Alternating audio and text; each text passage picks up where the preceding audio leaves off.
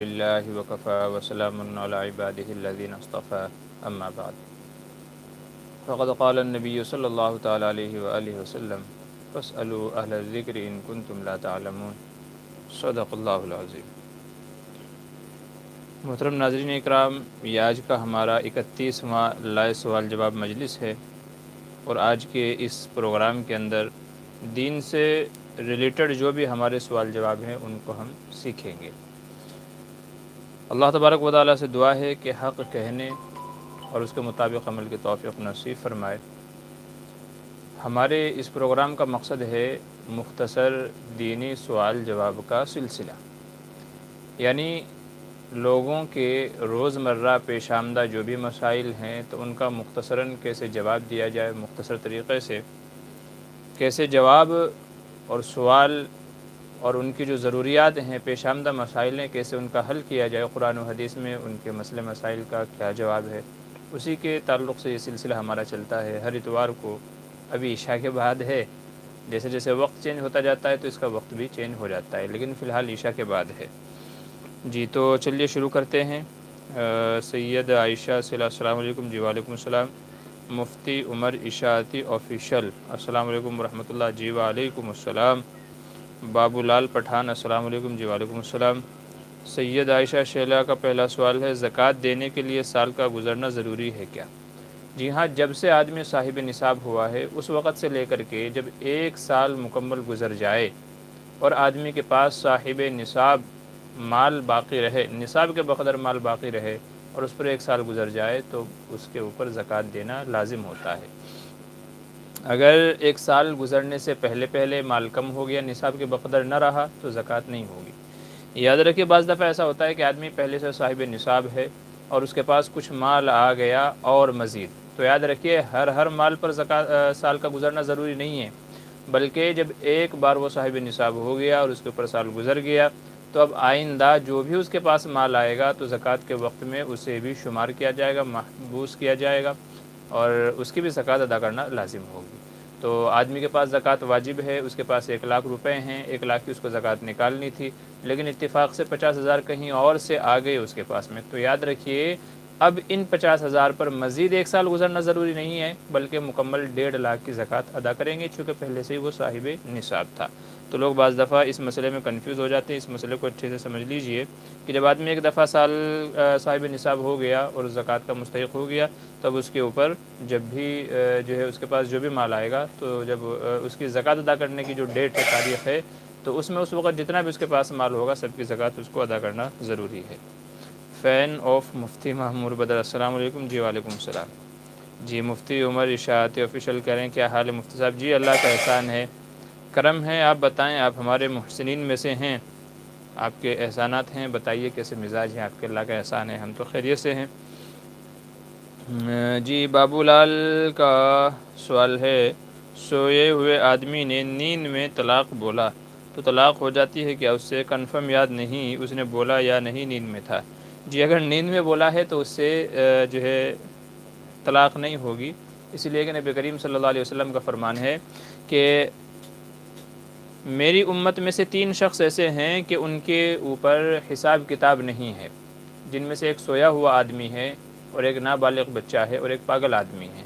تو سویا ہوا آدمی مردے کے مانند ہوتا ہے، تو اس لیے اگر نیند میں کچھ اس نے الفاظ بڑبڑائے ہیں اور اس کو پتہ نہیں ہے، تو چونکہ وہ عقل مند ہی نہیں تھا وہ ٹائم پہ، وہ مرفوع القلم تھا، تو اس لیے اگر نیند میں کوئی شخص طلاق کے الفاظ ادا کر دے تو اسے طلاق نہیں ہوگی۔ یاد رکھیے طلاق دینے کے لیے آدمی کا ہوش و حواس میں ہونا ضروری ہے، طلاق میں ہوش و حواس میں آدمی کا ہونا ضروری ہے کہ آدمی ہوش و حواس میں ہو، اور چونکہ نیند میں آدمی ہوش و حواس میں ہی نہیں رہتا تو اس لیے نیند میں الفاظ بڑبڑائے بولے تو اس کا اعتبار نہیں ہوگا۔ اور یہ سچویشن جو آپ نے بتائی کہ اس کو یاد بھی نہیں ہے، تب تو مزید یہ بات یقینی ہو گئی کہ طلاق بالکل نہیں ہوگی، چونکہ شک کے اوپر شریعت کا مدار نہیں ہوتا بلکہ یقین کے اوپر ہوتا ہے۔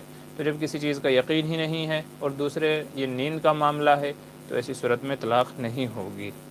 ٹھیک ہے جی، آگے چلیے۔ سید عائشہ شیلا کہہ رہے ہیں، جمائی شیطان کی طرف سے ہوتی ہے تو کیا شیطان سے اللہ کی پناہ مانگنے کے لیے جمائی کے وقت تعوذ پڑھ سکتے ہیں؟ جی ہاں، جب جمائی آئے تو اس وقت حدیث کے اندر وارد دعا ہے، حدیث میں فرمایا گیا کہ جب آدمی کو جمائی آئے تو اس وقت یہ پڑھنا چاہیے، اعوذ باللہ تعوذ وغیرہ جو بھی دعائیں ہیں وہ آپ دیکھ لیجئے گا، تو وہ دعائیں پڑھنی چاہیے، چونکہ جمائی آتی ہے سستی کی وجہ سے، اور سستی شیطان کی طرف سے ہوتی ہے جو عبادتوں میں رکاوٹ اور مانع بنتی ہے، تو اس لیے تعوذ وغیرہ پڑھ لیجئے، یا جو حدیث میں دعائیں وارد ہوئی ہیں ان کو پڑھ لیجئے، وضو وغیرہ کر لیجئے۔ محمد خلیل خان السلام علیکم۔ جی وعلیکم السلام۔ کہہ رہے ہیں آپ کی صحت کیسی ہے؟ جی الحمدللہ اچھی ہے، جیسے آپ دیکھ رہے ہیں ماشاءاللہ، دعائیں کرتے رہیں۔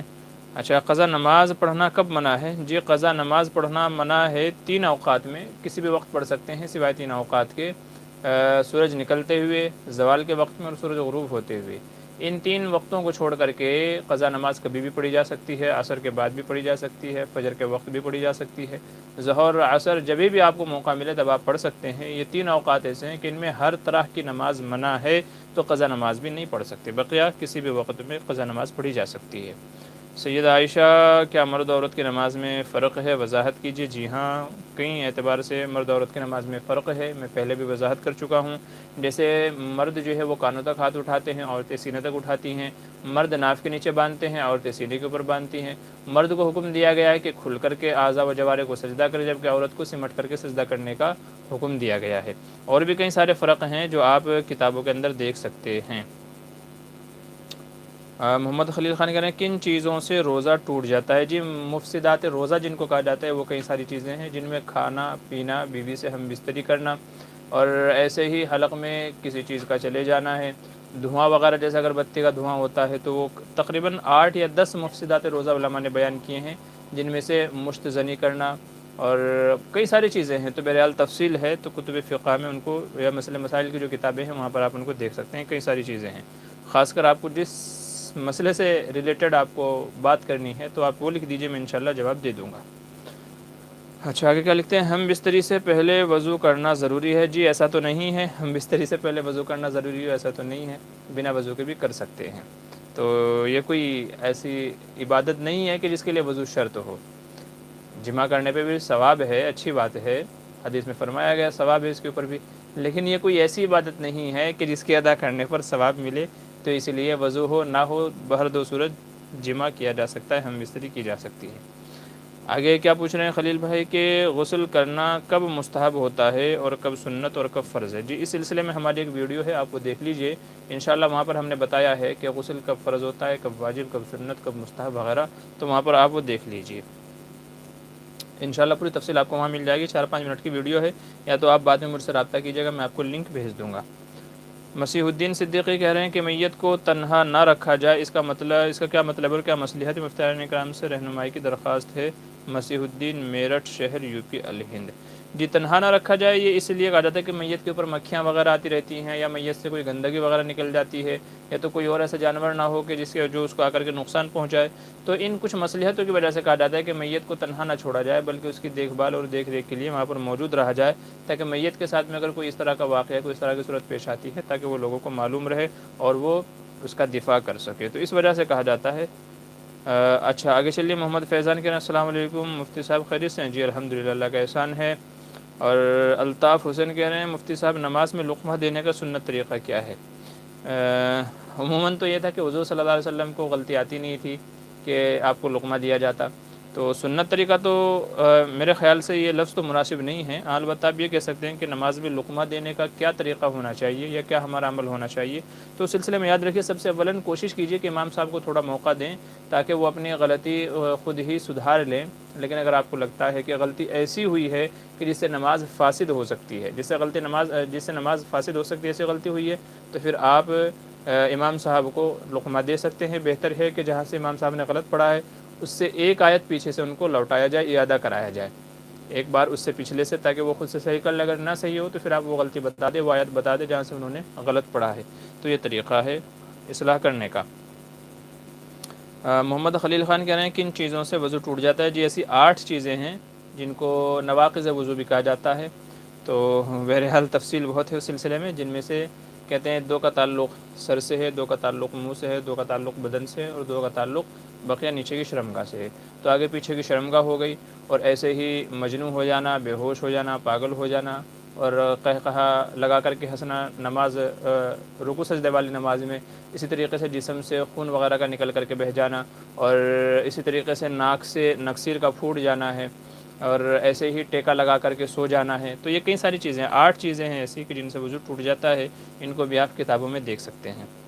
سید عائشہ کہہ رہے ہیں کھانے سے قبل یا بعد میٹھا کھانا یا نمکین کا چکھنا مسنون ہے کیا؟ جی یہ سوال کافی مرتبہ آ چکا ہے اور اس کا جواب میں مکمل نہیں دے پایا ہوں۔ تو یاد رکھ لیجئے کہ کھانے سے پہلے یا بعد میں نہ میٹھا کھانا سنت ہے اور نہ نمکین کھانا سنت ہے۔ لوگوں میں مشہور ہو گیا ہے لیکن حقیقت میں ایسا نہیں ہے۔ حضور صلی اللہ علیہ وسلم سے کھانے سے پہلے اہتمام کے ساتھ میں نہ میٹھا سنت ہے اور نہ نمکین کھانا سنت ہے۔ یہ الگ بات ہے کہ حضور کو میٹھا کھانا پسند تھا، لیکن اس سے یہ اندازہ نکالنا اور یہ نتیجہ نکالنا کہ کھانے سے پہلے یا بعد میں میٹھا کھانا سنت کہلائے گا، تو یہ بات غلط ہے، ایسا نہیں ہے۔ بلکہ شریعت نے آدمی کی طبیعت کے موافق چھوڑا ہے کہ آدمی کو جو پسند ہو، نمکین پسند ہو تو نمکین کھا لے اور میٹھا پسند ہو تو میٹھا کھا لے۔ کیونکہ بہت سارے لوگ ایسے ہوتے ہیں کہ پہلے وہ میٹھا کھانا پسند نہیں کرتے، تو ایسے میں پھر یہ کہا جائے گا کہ وہ لوگ سنت کو چھوڑ رہے ہیں، حالانکہ ایسا نہیں ہے۔ تو شریعت نے طبیعت کے موافق چھوڑا ہے، جس آدمی کو جو دل کرے وہ کھا لیجئے۔ بعض کتابوں میں لکھا ہوا ہے کہ نمکین کھانا سنت ہے یا میٹھا کھانا سنت ہے، یاد رکھیے وہ غلط فہمی کی بنا پر ہے، غلط فہمی ہو گئی ہے، اور یہ غالباً فتاوی ہندیہ کا ایک جزیہ ہے، البدء بالملح والختم بالملح، کہ شروع بھی نمکین سے کرے اور ختم بھی نمکین پر کرے۔ اور بعض ضعیف اور موضوع روایتوں میں یہ ملتا ہے کہ آدمی نمک سے شروع کرے کہ اس میں 70 بیماریوں سے شفا ہوتی ہے۔ تو یاد رکھیے کہ یہ ساری کی ساری باتیں یہ غلط ہیں۔ حضور صلی اللہ علیہ وسلم سے اس سلسلے میں کوئی صحیح اور مستند روایت موجود نہیں ہے، تو اس لیے یہ کہنا کہ کھانے سے پہلے نمکین میٹھا کھانا سنت ہے، یاد رکھیے یہ قطعی طور پر غلط ہے۔ آدمی کا جس چیز کو دل چاہے تو وہ کھا سکتا ہے، تو سنت اس سلسلے میں کچھ بھی نہیں ہے، نہ میٹھا نہ کھارا۔ محمد خلیل خان کن 3 لوگوں کی نماز معاف ہے؟ جی میں نے بتایا ابھی 3 لوگ وہی ہیں، نمبر 1 سونے والا، نمبر 2 بچہ، اور نمبر 3 بے ہوش آدمی، پاگل مجنون جس کو کہا جاتا ہے۔ سید عائشہ شیلہ کہہ رہے ہیں کہ شب برات کی کیا حقیقت ہے؟ جی شب برات کے سلسلے میں تقریباً 16 صحابہ سے روایات مروی ہیں، اور شب برات کے تعلق سے جو روایات ہیں تو تمام کی تمام کو علماء نے بعض کو حسن اور بعض کو حسن لغیرہ کے درجے میں مانا ہے۔ کہنے کا مطلب یہ ہے کہ شب برات میں عبادت ثابت ہے، شب برات میں عبادت ثابت ہے، تو اس لیے شب برات میں اگر عبادت کی جائے تو امید ہے کہ انشاءاللہ وہ فضائل آدمی کو حاصل ہوں گے کہ جو احادیث میں فرمائے گئے۔ اسی طریقے سے علماء اور اکابرین امت نے اس سلسلے میں تجربہ کیا تو ان کو شب برات میں عبادت کے فائدے میسر ہوئے، جیسے کہ امام شافعی رحمۃ اللہ علیہ سے منقول ہے کہ ہم نے 5 راتیں ایسی پائی ہیں فضیلت والی کہ ان میں عبادت کی تو اللہ تبارک و تعالیٰ نے عبادتوں کو قبول فرمایا، اور جو ضرورتیں تھی، حاجتیں تھی، ان کو پورا فرمایا، جن میں سے ایک شب براءت ہے۔ تو شب براءت کا مطلب ہوتا ہے براءت یعنی مغفرت والی رات، جہنم سے خلاصی اور نجات والی رات۔ تو اس سلسلے میں عبادت تو کوئی متعین نہیں ہے کہ کون سی عبادت کی جائے، ہاں البتہ یہ ہے کہ عبادت کی جائے اس کا ثبوت ملتا ہے۔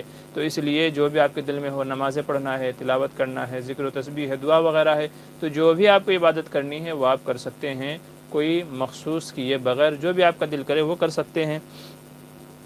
رہ گئی شب برات جانے والی خرافات کا لفظ میں استعمال کر رہا ہوں جان بوجھ کر کے، یہ اس وجہ سے کہ نبی کریم صلی اللہ علیہ وسلم سے پوری مدنی زندگی میں صرف 1 مرتبہ جانا ثابت ہے، اور وہ بھی حضور چپکے سے گئے تھے، جیسا کہ روایت میں ہے۔ ام عائشہ فرماتی ہیں کہ میں نے حضور کو اپنے قریب نہیں پایا، موجود نہیں پایا، تو میں پریشان ہوئی کہاں ہیں، تو میں حضور کو دیکھنے باہر نکلی تلاش کر لیں تو میں نے دیکھا کہ جنت البقیع میں ہیں آپ، اور وہاں ہاتھ اٹھا کر کے دعا کر رہے ہیں۔ جب آپ نے مجھے دیکھا واپس آئے تو فرمایا کیا تم میرا پیچھا کر رہی تھی؟ کیا تم کو یہ ڈر تھا کہ اللہ اور اس کا رسول تمہارے ساتھ خیانت کریں گے؟ میں نے عرض کیا نہیں یا رسول اللہ۔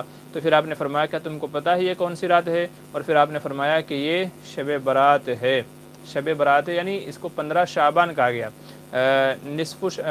نصف من شعبان، یعنی شعبان کی 15ویں رات۔ شب یہ تو فارسی کا لفظ ہے، تو شب برات یہ تو فارسی کا لفظ ہے بہرحال، لیکن نصف من شعبان کا لفظ حدیث میں آتا ہے کہ یہ 15ویں شعبان ہے، اور آج کی رات اللہ تبارک و تعالیٰ اتنے بندوں کی مغفرت فرماتے ہیں کہ جتنے بنو کلب کی بکریاں ہیں۔ اور کئی ساری روایتیں اس سلسلے میں جس میں آپ نے نبی کریم صلی اللہ علیہ وسلم نے بندوں کی معافی کا جو ہے تذکرہ فرمایا کہ اللہ تعالیٰ معافی فرماتے ہیں، اور پھر بعض لوگوں کی معافی نہیں ہوتی ان کا بھی آپ نے تذکرہ فرمایا کہ بعض اشخاص وہ ہیں کہ جن کی اس بابرکت رات میں بھی اللہ تبارک و تعالیٰ معافی نہیں فرماتا ہے۔ بہرحال اس پہ میرا مفصل بیان ہے شب برات کے تعلق سے، تو وہ کون محروم لوگ ہیں، 8 یا 9 یا اس سے زیادہ آدمی ہوتے ہیں جن میں سے جس کے دل میں کینہ ہو، حسد والا شخص ہو، والدین کا نافرمان ہو، عادی شراب پینے والا ہو، زنا کرنے والا ہو، قطع تعلق کرنے والا ہو، تو اس طرح کے 8-9 شخص وہ ہیں کہ جن کی مغفرت اس بخشش والی رات میں بھی نہیں ہوتی۔ تو یہ شب برات کے تعلق سے ہے کہ شب برات میں عبادت تو ثابت ہے، اور لوگوں نے جو قبرستان جانے کا رواج بنا لیا ہے، یاد رکھیں کہ رواج واجب الترک ہے، اسے چھوڑنا لازم اور ضروری ہے۔ چونکہ میں نے عرض کیا کہ حضور ایک مرتبہ گئے تھے، وہ بھی چپکے سے گئے تھے بنا بتا کر کے۔ اگر قبرستان جانے میں کوئی ثواب ہوتا تو حضور صحابہ کو ساتھ میں لے کر کے جاتے، کیونکہ ہر خیر کا کام ایسا ہے جس میں خیر ہو تو نبی کریم صلی اللہ علیہ وسلم خود بھی کیا کرتے تھے اور صحابہ کو بھی ترغیب دیا کرتے تھے۔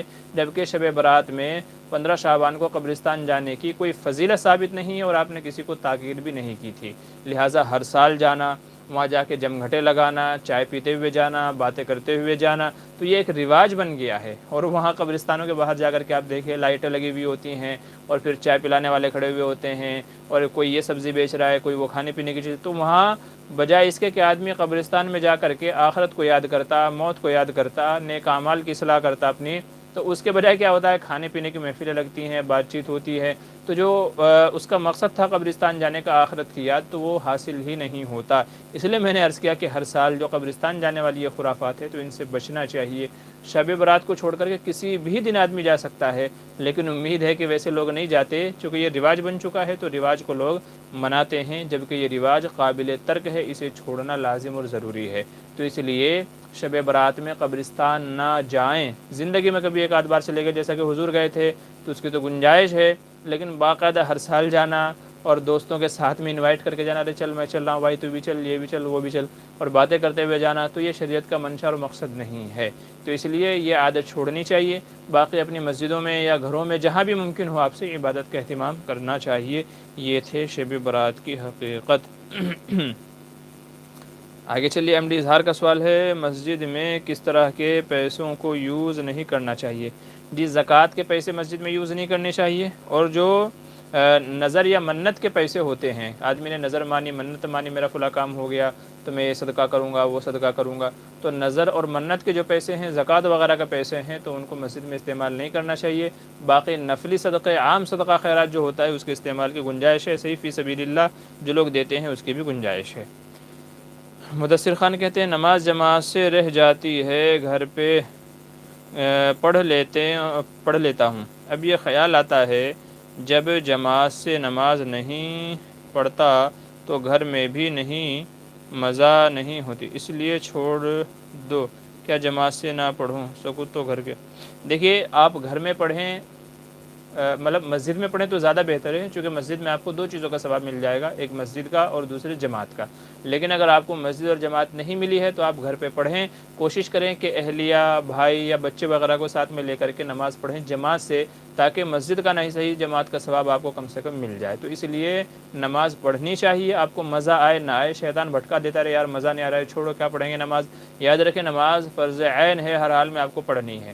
تو اگر مسجد میں جماعت سے رہ جائیں تو ایسا کر لیا کریں، گھر میں پڑھیں، ضرور پڑھیں، اہتمام سے پڑھیں، مزہ آئے نہ آئے، گھر والوں میں سے کسی نہ کسی کو ساتھ لے کر کے اس کے ساتھ جماعت کر کے پڑھ لیں، انشاءاللہ جماعت کا ثواب مل جائے گا، اور ساتھ ساتھ میں مسجد میں بھی جماعت سے پڑھنے کی کوشش کیا کریں۔ محمد نعمان، السلام علیکم مفتی صاحب، 15 شعبان کی رات نہایت ہی اہتمام کے ساتھ قبرستان جانا کیسا ہے؟ جی نعمان بھائی، میں نے آپ نے سنا ہوگا، میں بھی اسی کا تذکرہ کر رہا تھا، تو 15 شعبان کے تعلق سے قبرستان جانے کی جو بات ہے میں نے اس کی پوری وضاحت کر دی ہے۔ ایم ڈی زریش کہہ رہے ہیں میں عشاء کی نماز پڑھا، پھر دوسری مسجد چلا گیا، وہاں جور تھا، وہاں اس کا نماز ہو رہا، اچھا عشاء کی وہاں بھی نماز پڑھنا ہوگا؟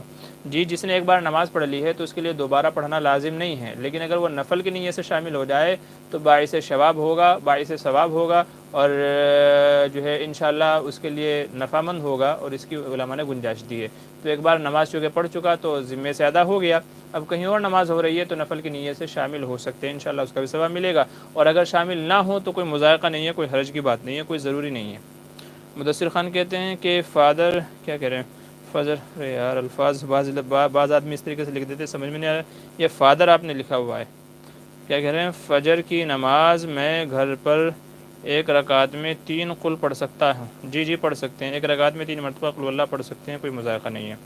مدثر خان کہہ رہے ہیں اگر 2 بندے نماز پڑھیں یا 3 بندے نماز پڑھیں جماعت کی صورت میں، اس مسئلے کا میں نہیں سمجھ سکا، پلیز پریکٹیکلی کر کے بتائیے۔ کیا کہہ رہے ہیں 3 بندے نماز پڑھیں؟ دیکھیے اگر 2 بندے ہیں جماعت سے نماز پڑھنا چاہتے ہیں تو ایک کو امام صاحب جو ہے دائیں طرف مقتدی کو اپنے کھڑا کر لیں، امام صاحب کھڑے ہوئے ہیں اور دائیں طرف ایک قدم پیچھے دوسرے مقتدی کو کھڑا کر لے اگر صرف 2 لوگ ہیں، اور اگر 3 لوگ ہیں تو پھر امام صاحب آگے کھڑے ہوں گے جو بھی نماز پڑھائیں گے، اور بقیہ جو دونوں لوگ ہوں گے وہ الگ صف بنا کر کے پیچھے کھڑے ہوں گے۔ تو یہ کوئی ایسی بات نہیں ہے جو ہے کیا سمجھ میں نہ آئے۔ اچھا ایم ڈی اظہار کہہ رہے ہیں شب برات میں قرآن نازل ہوئی یا رمضان میں نازل ہوئی؟ جی صحیح قول یہ ہے کہ قرآن کریم رمضان میں نازل ہوا۔ بعض علماء نے انا انزلناہ فی لیلۃ مبارکۃ انا کنا منذرین فیہا یفرق کل امر حکیم کہ 15 شعبان میں فیصلے ہوتے ہیں اور اس میں قرآن کریم نازل ہوا۔ بعض لوگوں نے یہاں استدلال کیا ہے، یاد رکھیے کہ یہ استدلال غلط ہے۔ وجہ یہ ہے کہ جب واضح طور پر اللہ تبارک و تعالیٰ نے سورہ قدر نازل فرمائی انا انزلناہ فی لیلۃ القدر، تو یہ واضح طور پر ہم کو یہ بتا رہی ہے کہ قرآن کریم شب قدر میں نازل ہوا ہے اور رمضان میں نازل ہوا ہے۔ ویسے تو 23 سال کے قلیل عرصے میں تھوڑا تھوڑا نازل ہوا ہے، لیکن لوح محفوظ سے جو آسمان دنیا پر نازل ہوا ہے تو وہ شب قدر میں نازل ہوا ہے اور رمضان میں نازل ہوا ہے۔ تو شب برات میں نہیں، رمضان میں، ٹھیک ہے، اور شب قدر میں۔ محمد نعمان کہہ رہے ہیں مفتی صاحب انتقال کے بعد غسل کب دینا چاہیے؟ جلدی سے جلدی غسل دے کر کے فارغ کر دینا چاہیے، جتنی جلدی ممکن ہو تو غسل دے دینا چاہیے۔ زیادہ دیر میت کو ناپاک رکھنا مناسب نہیں ہے، تو اس لیے جتنی جلدی ممکن ہو دے دیجیے۔ قیوم عبدال کہہ رہے ہیں مفتی صاحب 24 سال کی ایج میں بھی بیرڈ نہیں آ رہی، اس کے لیے کچھ بتائیے کیسے بیرڈ آئے؟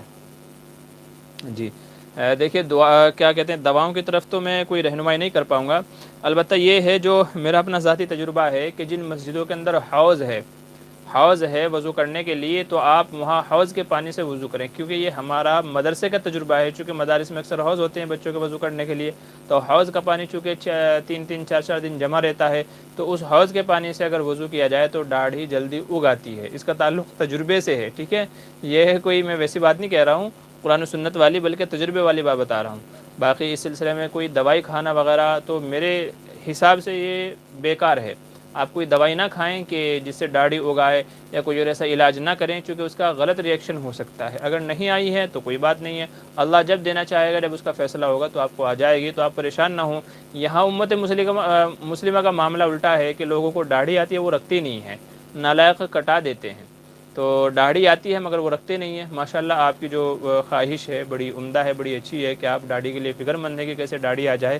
تو میرا اپنا ذاتی تجربہ تو یہ ہے کہ جن مسجدوں میں حوض ہے تو وہاں پر آپ اہتمام کریں، 1 مہینہ 1.5 مہینہ 2 مہینہ وضو کرنے کی، امید ہے کہ انشاءاللہ شاید کارگر ہو جائے، مفید ہو جائے۔ باقی اس کے علاوہ کسی دوائی وغیرہ کا تو میں مشورہ نہیں دوں گا، اور دوسرا مشورہ یہ ہے کہ پریشان نہ ہوں، اللہ کی طرف سے جب آنی ہوگی تو انشاءاللہ آپ کو آ جائے گی، ٹھیک ہے۔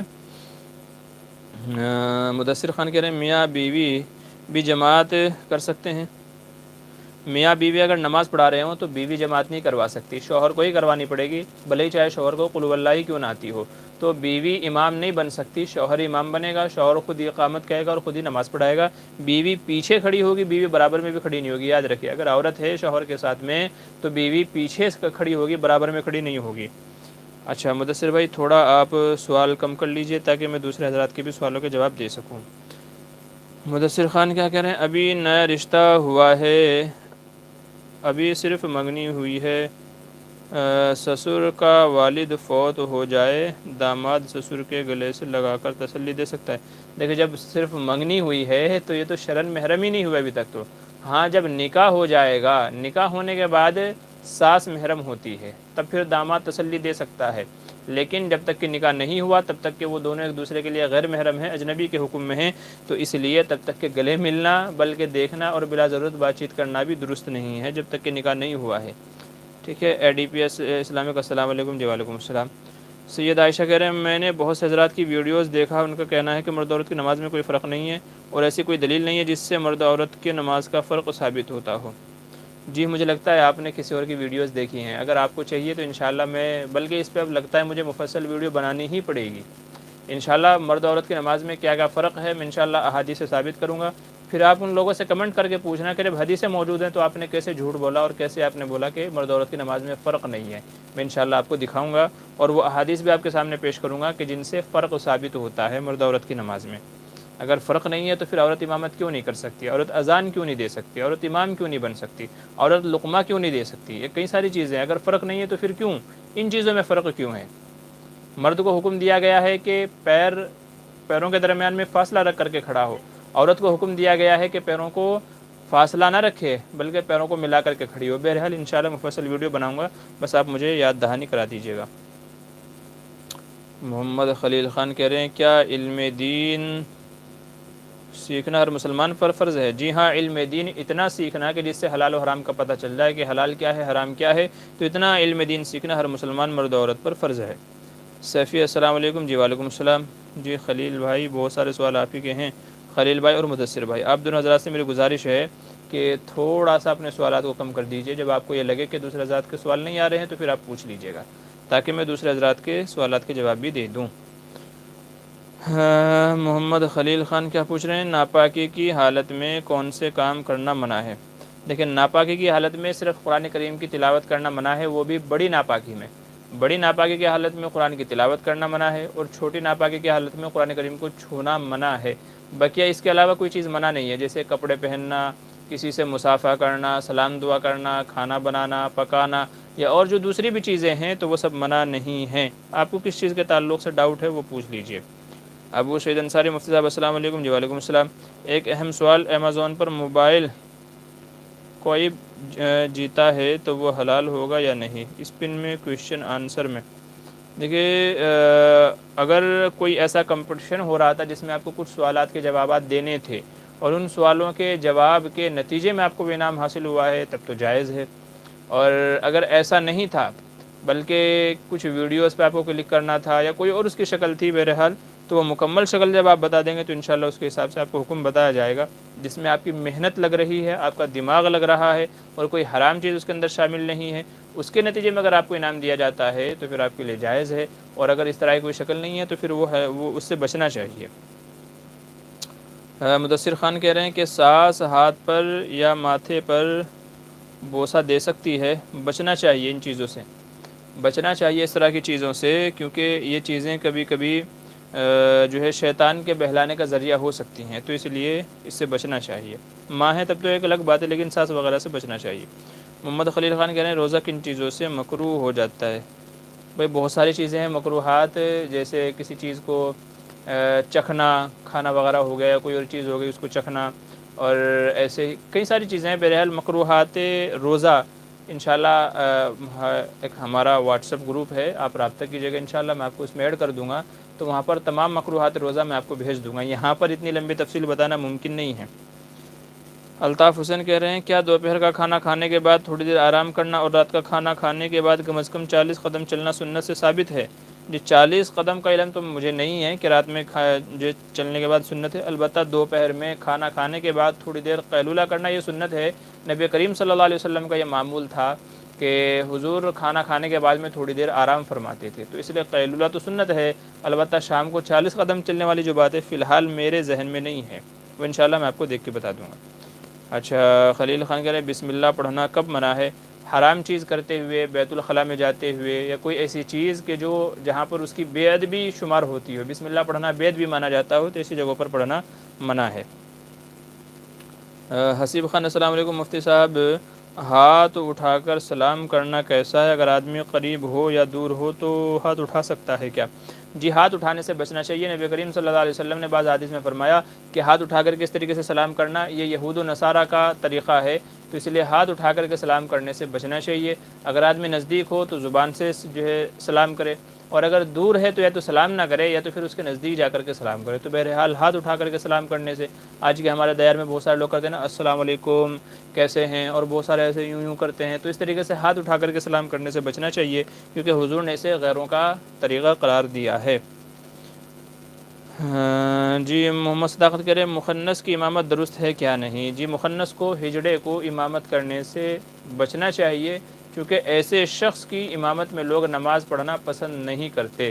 البتہ اگر کوئی مخنث باشرح ہے, اور تقوی و پرہیزگار ہے، متقی دیندار ہے، اگر کوئی ایسا شخص ہے اور لوگوں میں اس سے بہتر کوئی امامت کرنے والا نہیں ہے تو پھر بدرجہ مجبوری علماء نے اس کی بھی گنجائش دی ہے، لیکن بہتر یہی ہے کہ ایسا شخص امامت نہ کرائے بلکہ کوئی دوسرا نیک صالح متقی شخص امامت کرائے، چونکہ ایسے شخص کے پیچھے لوگ نماز پڑھنا درست نہیں کرتے، مکروہ سمجھتے ہیں، کراہت مطلب ان کی طبیعت کو کراہیت ہوتی ہے، تو اس لیے تاکہ نماز خشوع و خضوع سے ہو، اہتمام کے ساتھ ہو، دل جمی کے ساتھ ہو، اس لیے علماء فرماتے ہیں کہ اسے شخص کو امامت کرانے سے بچنا چاہیے۔ حبیب کیا شیلیا، السلام علیکم مفتی صاحب، آپ کیا کہہ رہے ہیں؟ چلیا لیٹ ہو، کیا کہہ رہے ہیں آپ چلیا لیٹ ہو، آپ جوگیشوری میں ایک جگہ مومن نگر میں ہوں، وہاں سے ہو؟ جی نہیں، نمبر ایک تو یہ ہے کہ میں برادری سے چلیا نہیں ہوں، ہماری برادری الگ ہے۔ دوسری بات یہ ہے کہ میں مومن نگر میں نہیں رہتا، میں رہتا تو جوگیشوری میں ہوں لیکن مومن نگر میں نہیں۔ مومن نگر میں چلیا برادری سے ہمارے کچھ ساتھی ہیں، جیسے مولانا امجد رحمانی ہیں، تو کئی ساری کتابوں پہ ہم نے ساتھ میں مل کے کام کیا ہے، تو بہرحال میرا وہاں آنا جانا رہتا ہے، وہاں جو علماء حضرات ہیں تو بہت سارے حضرات سے میرا رابطہ ہے، تو آنا جانا میرا رہتا ہے وہاں چلیا کالونی جو ہے مومن نگر، لیکن میں وہاں سے نہیں ہوں اور میں چلیا بھی نہیں ہوں، ٹھیک ہے، البتہ رہتا جوگیشوری میں ہی ہوں۔ ایم ڈی زرش کہہ رہے ہیں بنا آواز سے نماز پڑھ رہا ہو کیا اپنا آواز کان تک جانا ضروری ہے؟ جن نماز میں جب آدمی قرات کر رہا ہو تو ہونٹوں کو حرکت ہونی چاہیے۔ بہت سارے لوگ جو ہونٹ بند رکھتے ہیں اور دل ہی دل میں قرات کرتے ہیں، یاد رکھیں ان کی نماز نہیں ہوگی، دل میں قرات کرنے سے نماز نہیں ہوگی۔ اگر وہ اپنی انفرادی اکیلے نماز پڑھ رہے ہیں، جماعت سے ہیں تب تو مسئلہ نہیں ہے، لیکن اگر اپنی انفرادی نماز پڑھ رہے ہوں، چاہے سنت ہو، چاہے نفل ہو، چاہے فرض ہو، تو صرف دل میں پڑھ لینا کافی نہیں ہے، بہتر ہے کہ آدمی اتنی آواز سے پڑھے کہ خود کو سنائی دے، اور اگر اتنی آواز سے نہ پڑھے تو کم از کم ہونٹوں کا ہلنا ضروری ہے، جیسے آدمی پڑھ رہا ہے الحمدللہ رب العالمین، تو آواز آئے، ورنہ تو صرف تو اس طریقے سے ہونٹوں کا ہلنا ضروری ہے۔ اگر ہونٹ بھی نہیں ہل رہے ہیں تو یاد رکھیے یہ قرات نہیں مانی جائے گی اور ایسے شخص کی نماز نہیں ہوگی۔ اچھا، ایم محمد کہہ رہے ہیں کیا مزی لگے ہوئے کپڑے میں نماز تلاوت کر سکتے ہیں؟ جی، جس جگہ مزی لگی ہوئی ہے تو اس جگہ کو دھل لینا چاہیے، چونکہ وہ کپڑا ناپاک ہے اور ناپاکی کے لگے ہوئے نماز تو نہیں ہوگی۔ البتہ اگر تلاوت کرتے ہیں تو تلاوت اگرچہ بے ادبی کے اندر آئے گا لیکن بہرحال تلاوت ہو جائے گی، تلاوت ہو جائے گی۔ اگر آدمی نے مزی نکلی تھی، وضو کر لیا تھا، تو وضو کرنے سے چونکہ وہ تلاوت کر سکتا ہے تو تلاوت تو ہو جائے گی، البتہ کپڑے میں ناپاکی لگی ہوئی ہے تو اس لیے یہ ایک درجے سے کراہت کے اندر آئے گا، مگر نماز نہیں ہوگی، چونکہ نماز کے لیے کپڑے کا بھی پاک ہونا ضروری ہے اور تلاوت کے لیے کپڑے کا پاک ہونا ضروری نہیں ہے، آدمی کا باوضو ہونا ضروری ہے۔ امید ہے مسئلہ سمجھ میں آ گیا ہوگا۔ محمد خلیل خان پھر سے کہہ رہے ہیں امام کے ساتھ رکوع میں شامل ہونے کا صحیح طریقہ بتائیے۔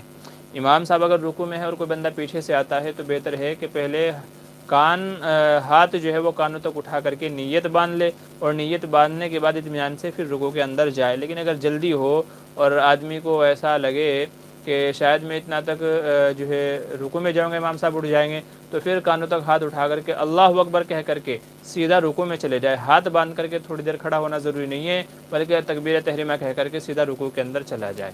اگر آدمی کو یہ خطرہ ہو کہ میں اتنا نماز میں شامل ہوں گا تو امام صاحب اٹھ جائیں گے۔ باقی آپ کیا پوچھنا چاہ رہے ہیں تو اس کی مزید وضاحت کر دیجئے۔ اچھا، دوسری بات یہ ہے کہ سوالات بہت ہو گئے ہیں الحمدللہ، تو ابھی تھوڑی دیر کے لیے سوالات آپ بند کر دیجئے تاکہ میں ان سوالوں کے جواب دے دوں۔ دوسری بات یہ ہے کہ انشاءاللہ میں سب لوگوں کے سوال کا جواب دوں گا، بس آپ تھوڑا اطمینان رکھیے، نمبر وار میں سب کے سوالات کے جوابات دے رہا ہوں۔ اچھا، حسیب خان کا سوال ہے، کہہ رہے ہیں مفتی صاحب جو لوگ کیا کہ ریئل اسٹیٹ کے کام کرتے ہیں یعنی زمین کا کاروبار کرتے ہیں تو زمین کے خریدنے والے اور زمین کے بیچنے والے کے پاس سے پیسہ لیا جا سکتا ہے، کمیشن جائز ہے نہیں؟ جی ہاں، کمیشن لینے کی اجازت ہے، شرط یہ ہے کہ کمیشن متعین ہو اور فیصد کے حساب سے کمیشن ہو کہ بھئی 1,00,000 پہ 5% میں لوں گا، دونوں کو پتہ ہو کہ ہاں بھئی یہ کمیشن لے رہا ہو، کسی اور قسم کا کوئی دھوکہ نہ ہو تو کمیشن لینا بتا کر کے جائز ہے۔ اچھا، عرفان گوہر کہہ رہے ہیں فرض نماز کی تیسری رکعت میں اگر بھولے سے سورت پڑھ لی تو کیا حکم ہے؟ نماز ہو جائے گی، کوئی مسئلہ نہیں ہے، نہ سجدہ سہو کرنے کی ضرورت ہے نہ کچھ اور کرنے کی ضرورت ہے، نماز ہو جائے گی۔ ایم حسین السلام علیکم۔ جی وعلیکم السلام۔ محمد خلیل خان کہہ رہے ہیں شب برات میں کن کی بخشش نہیں ہوتی؟ میں نے بتایا کئی سارے لوگ ہیں جن میں سے والدین کا نافرمان ہے، عادی شرابی شراب پینے والا ہے، زنا کرنے والا ہے، حسد کرنے والا ہے، اور ایسے ہی قطع تعلق کرنے والا ہے، اور وہ شخص جو جن دو شخصوں میں لڑائی جھگڑا ہو رہا ہو ان کو حکم ہوتا ہے کہ ان کو ان کے حال پر چھوڑ دیا جائے۔ تو یہ 8-9 شخص ہیں کہ جن کی مغفرت نہیں ہوتی۔ ایسے ہی بعض روایت میں آتا ہے کاہن، جادوگر کی بھی نہیں ہوتی، جو لوگوں کے پاس جاتا ہے کہ آپ مجھے میری قسمت کا حوال بتا دو، تو ایسے شخص کی بھی معافی نہیں ہوتی۔ تو کاہن، جادوگر وغیرہ کئی سارے شخص ہیں۔ محمد خلیل خان پھر سے عورت کا کیا کہہ رہے ہیں مزارات پر جانا کیسا ہے؟ جائز نہیں ہے۔ وجہ یہ ہے کہ ان کو وہاں جانے کی ضرورت ہی نہیں ہے۔ مزارات پر کس لیے جا رہی ہیں؟ ایصال ثواب کے لیے، تو آپ گھر بیٹھے بھی کر سکتے ہیں۔ آج کل یہی ہو گیا ہے، جو مزارات وغیرہ ہیں وہاں پر اتنی بھیڑ لگنے لگی ہے کہ بہت سارے گناہوں کا وہاں ارتکاب ہوتا ہے۔ سوچنے کی بات ہے، جب عورت کو فرض نماز کے لیے مسجد میں جانے سے منع کیا گیا ہے تو مزار پر جانے کی اجازت کیسے ہوگی؟ تو اس لیے عورتوں کو قبرستان اور مزارات پر جانے سے بچنا چاہیے، علماء نے منع کیا ہے۔ محمد خلیل خان پھر سے کہہ رہے ہیں کہ سورہ فاتحہ سے پہلے صورت ملائی تو کیا سجدہ سہو پڑھے نہ کرنا ہوگا؟ سورہ فاتحہ سے پہلے کوئی دوسری صورت ملائی؟ جی ہاں، سجدہ سہو لازم ہوگا، اس لیے کہ نماز میں پہلے سورہ فاتحہ پھر اس کے ساتھ میں کوئی دوسری صورت ملانا، تو یہ ترتیب بھی واجب ہے، تو اگر کوئی ترتیب کا الٹا کر لیتا ہے تو سجدہ سہو لازم ہوگا۔ علی شاہ شیخ، اگر گھر پر ٹوائلٹ باتھ روم اٹیچڈ رہے تو وضو کی دعا پڑھ سکتے ہیں اندر؟ جی ہاں، دل میں پڑھنی چاہیے، اسی صورت میں زبان سے الفاظ ادا نہ کرنا چاہیے، ہونٹ ہلیں بس، اس حد تک دعا آپ پڑھ سکتے ہیں، لیکن ان کا تلفظ زبان سے زور سے نہیں ہونا چاہیے، تو دل میں یا ہونٹوں کو ہلا کر کے آپ پڑھ سکتے ہیں۔ محمد اشرف علی کہہ رہے ہیں تراویح میں پیسہ لینا کیسا ہے؟ جی، اس سلسلے میں میرا ویڈیو ہے کہ تراویح کی اجرت لینا کیسا ہے، آپ انشاءاللہ اس کو دیکھ لیجئے، وہاں پر میں نے تفصیلی مسئلہ بیان کیا ہے، یہاں پر مختصر نہ میں سمجھا پاؤں گا نہ آپ سمجھ پائیں گے، تو ویڈیو دیکھ لیجئے ہمارے چینل پہ ہے، اگر ویڈیو آپ کو نہ ملے تو انشاءاللہ بعد میں آپ ویڈیو میں کمنٹ کر دیجئے گا، تو میں انشاءاللہ آپ کو اس ویڈیو کا لنک بھیج دوں گا، یا تو واٹس ایپ پر فیس بک پر رابطہ کر لیجئے، تو انشاءاللہ میں آپ کو ویڈیو بھیج دوں گا، وہاں پر آپ کو تفصیلی مسئلہ مل جائے گا ما دلائل۔ مدثر خان کہہ رہے ہیں مجھے ایک مسئلے کا بتائیے، میں عشاء کی نماز پابندی سے پڑھتا ہوں، جب کوئی کیا کہہ رہے ہیں گسک یا مسائل نہ ہو پڑھ سکوں، رات کو چیز ڈرتی ہے، چارپائی سے نیچے پکتی ہے، یا جب اٹھ کر نماز پڑھتا ہوں تو تب سو جاتا۔ آپ نے پتہ نہیں کیا لکھا ہے یار، ایسے تھوڑا الفاظ میں لکھ لیجیے تاکہ میں اس کو پڑھ سکوں۔ بہرحال آپ کا مسئلہ پڑھنا میرے لیے اور سمجھنا مشکل ہو رہا ہے، تو اس لیے برائے کرم تھوڑا اور اچھے انداز میں لکھ لیجیے کہ مجھے سمجھ میں آ جائے۔ اشرف راوی السلام علیکم۔ جی وعلیکم السلام، جی شکریہ، جزاک اللہ۔ مدثر خان، اگر بیوی عالمہ ہوں تو تب؟ جی، نماز تو بہرحال چاہے بیوی عالمہ ہو چاہے کچھ اور، نماز تو نہیں پڑھائے گی، نماز تو شوہر ہی پڑھائے گا۔ محمد خلیل خان، ناپاکی کی حالت میں ذکر کرنا کیسا ہے؟ جی جائز ہے، اس کی اجازت ہے، کوئی مسئلہ نہیں ہے۔ ام عائشہ رضی اللہ عنہا سے روایتیں فرماتی ہیں کہ ان نبی صلی اللہ علیہ وسلم یذکر علی کل احیانہ، کہ حضور ہر ناپاکی کی حالت میں بھی ذکر وغیرہ کیا کرتے تھے، ہر حالت میں ذکر کیا کرتے تھے، تو ذکر وغیرہ کی اجازت ہے۔ انیس کاشفی آفیشل، وضو کرنے والے کو سلام کرنا کیسا ہے؟ جی وضو کرنے والے کو سلام نہیں کرنا چاہیے، کیونکہ وہ وضو کے اندر مشغول ہے، اس کی دعائیں پڑھنے میں مشغول ہے، تو اس لیے وضو کرنے والے کو سلام نہیں کرنا چاہیے، لیکن اگر کر لیا تو اس کی مرضی ہے، وہ جواب دے نہ دے، اس کے اوپر جواب دینا بھی واجب نہیں ہے۔ تو وضو کرنے والا، نماز پڑھنے والا، تلاوت کرنے والا، کھانا کھانے والا، تو ان شخصوں کو سلام نہیں کرنا چاہیے۔ محمد احسان، السلام علیکم مفتی صاحب، کیا کالے رنگ کی مہندی داڑھی میں لگا سکتے ہیں یا نہیں اگر بیوی ضد کرے تو؟ دیکھیے، ایسی مہندی استعمال کرنا کہ جس سے بال کالے ہو جائیں تو اس کی اجازت نہیں ہے، نہ سر میں نہ داڑھی میں، تو جس سے مہندی سے بال کالے ہو جائیں، وہ کسی بھی رنگ کی ہو، کسی بھی کمپنی کی ہو، کیسی بھی کیوں نہ ہو، تو جس سے بال کالے ہو جائیں تو ایسی مہندی لگانا جائز نہیں ہے۔ البتہ علماء نے 2 صورتیں بدرجہ مجبوری اس میں اجازت دی ہے، 2 صورتیں ہیں مجبوری کے درجے میں۔ ایک صورت تو یہ ہے کہ آدمی جہاد میں جا رہا ہو، جنگ میں جا رہا ہو، تاکہ دشمنوں پر رعب پڑے کہ یہ ابھی جوان ہے، بوڑھا نہیں ہوا ہے، تو آدمی دشمنوں پر رعب ڈالنے کے لیے جاتا ہے کالی مہندی لگا کر کے تاکہ بوڑھا نہ لگے، تو علماء نے اس کی اجازت دی ہے اس مصلحت کی وجہ سے۔ اور دوسری یہ ہے کسی آدمی کی نئی شادی ہو، بیوی جوان ہو، تو اگر وہ بال کالے نہ کرائیں تو بیوی بوڑھا سمجھنے لگے، تو ایسی صورت میں بھی علماء نے اجازت دی ہے۔ اب آپ دیکھ لیں کہ آپ کے ساتھ کیا صورت پیش آ رہی ہے، ان دو صورتوں کے علاوہ علماء نے اجازت نہیں دی ہے ایسی مہندی یا کلر لگانے کی جس سے بال کالے ہوتے ہوں۔ ہاں جس مہندی سے بال لال ہو جائیں، براؤن ہو جائیں یا کسی اور دوسرے کلر کے ہو جائیں تو اس کی اجازت ہے، تو کالے کو چھوڑ کر کے بقیہ کی اجازت ہے۔ عرفان پوچھ رہے ہیں شادی کے موقع پر بغیر ڈیمانڈ کے جہیز اگر لڑکی والے خود سے دیں تو لینا کیسا ہے؟ تب بھی اجازت نہیں ہے بھائی، تب بھی اجازت نہیں ہے، بلکہ ان کے سامان کو ان کے گھر پھینک دینا چاہیے، کیونکہ وہ ہی خوشی سے دے رہے ہیں، لیکن یہ رواج تو ہے نا، ایک اعتبار سے رواج تو ہے یہ، تو اس لیے ان کی دیکھا دیکھی بیچارہ کوئی اور غریب پیسا جائے گا، تو اس لیے جہیز تب بھی نہیں لینا چاہیے، چاہے کوئی خوشی سے دے چاہے نہ خوشی سے دے، تو جہیز کا بالکل مکمل بائیکاٹ کرنا چاہیے۔ مکمل کا مطلب یہ ہے کہ مکمل بائیکاٹ کرنا چاہیے، چاہے کوئی خوشی سے دے اور چاہے نہ دے۔ اب بعض لوگ پوچھ رہے ہیں، مطلب پوچھیں گے کہ جی اگر کسی نے سامان خرید لیا ہو تو اس کا جواب یہ ہے کہ ان کو کہہ دیں بھائی اپنا سامان آپ خود استعمال کریں، واپس کر سکتے ہیں تو کریں ورنہ آپ خود استعمال کریں، ہمیں ضرورت نہیں ہے، ہم نہیں لیں گے تو نہیں لیں گے۔ ایک دانہ جہیز کے نام پر یا جہیز میں ہم نہیں لیں گے، صرف بچی چاہیے، نکاح کر کے بچی کو لے کر کے آ جائے، دلہن کو لے کر کے آ جائے اور بات ختم، بس اس کے علاوہ اور کچھ نہیں۔ اگلے دن خود ولیمہ کریں اللہ نے اگر آپ کو ہمت دی ہے، نہیں تو رہنے دیں۔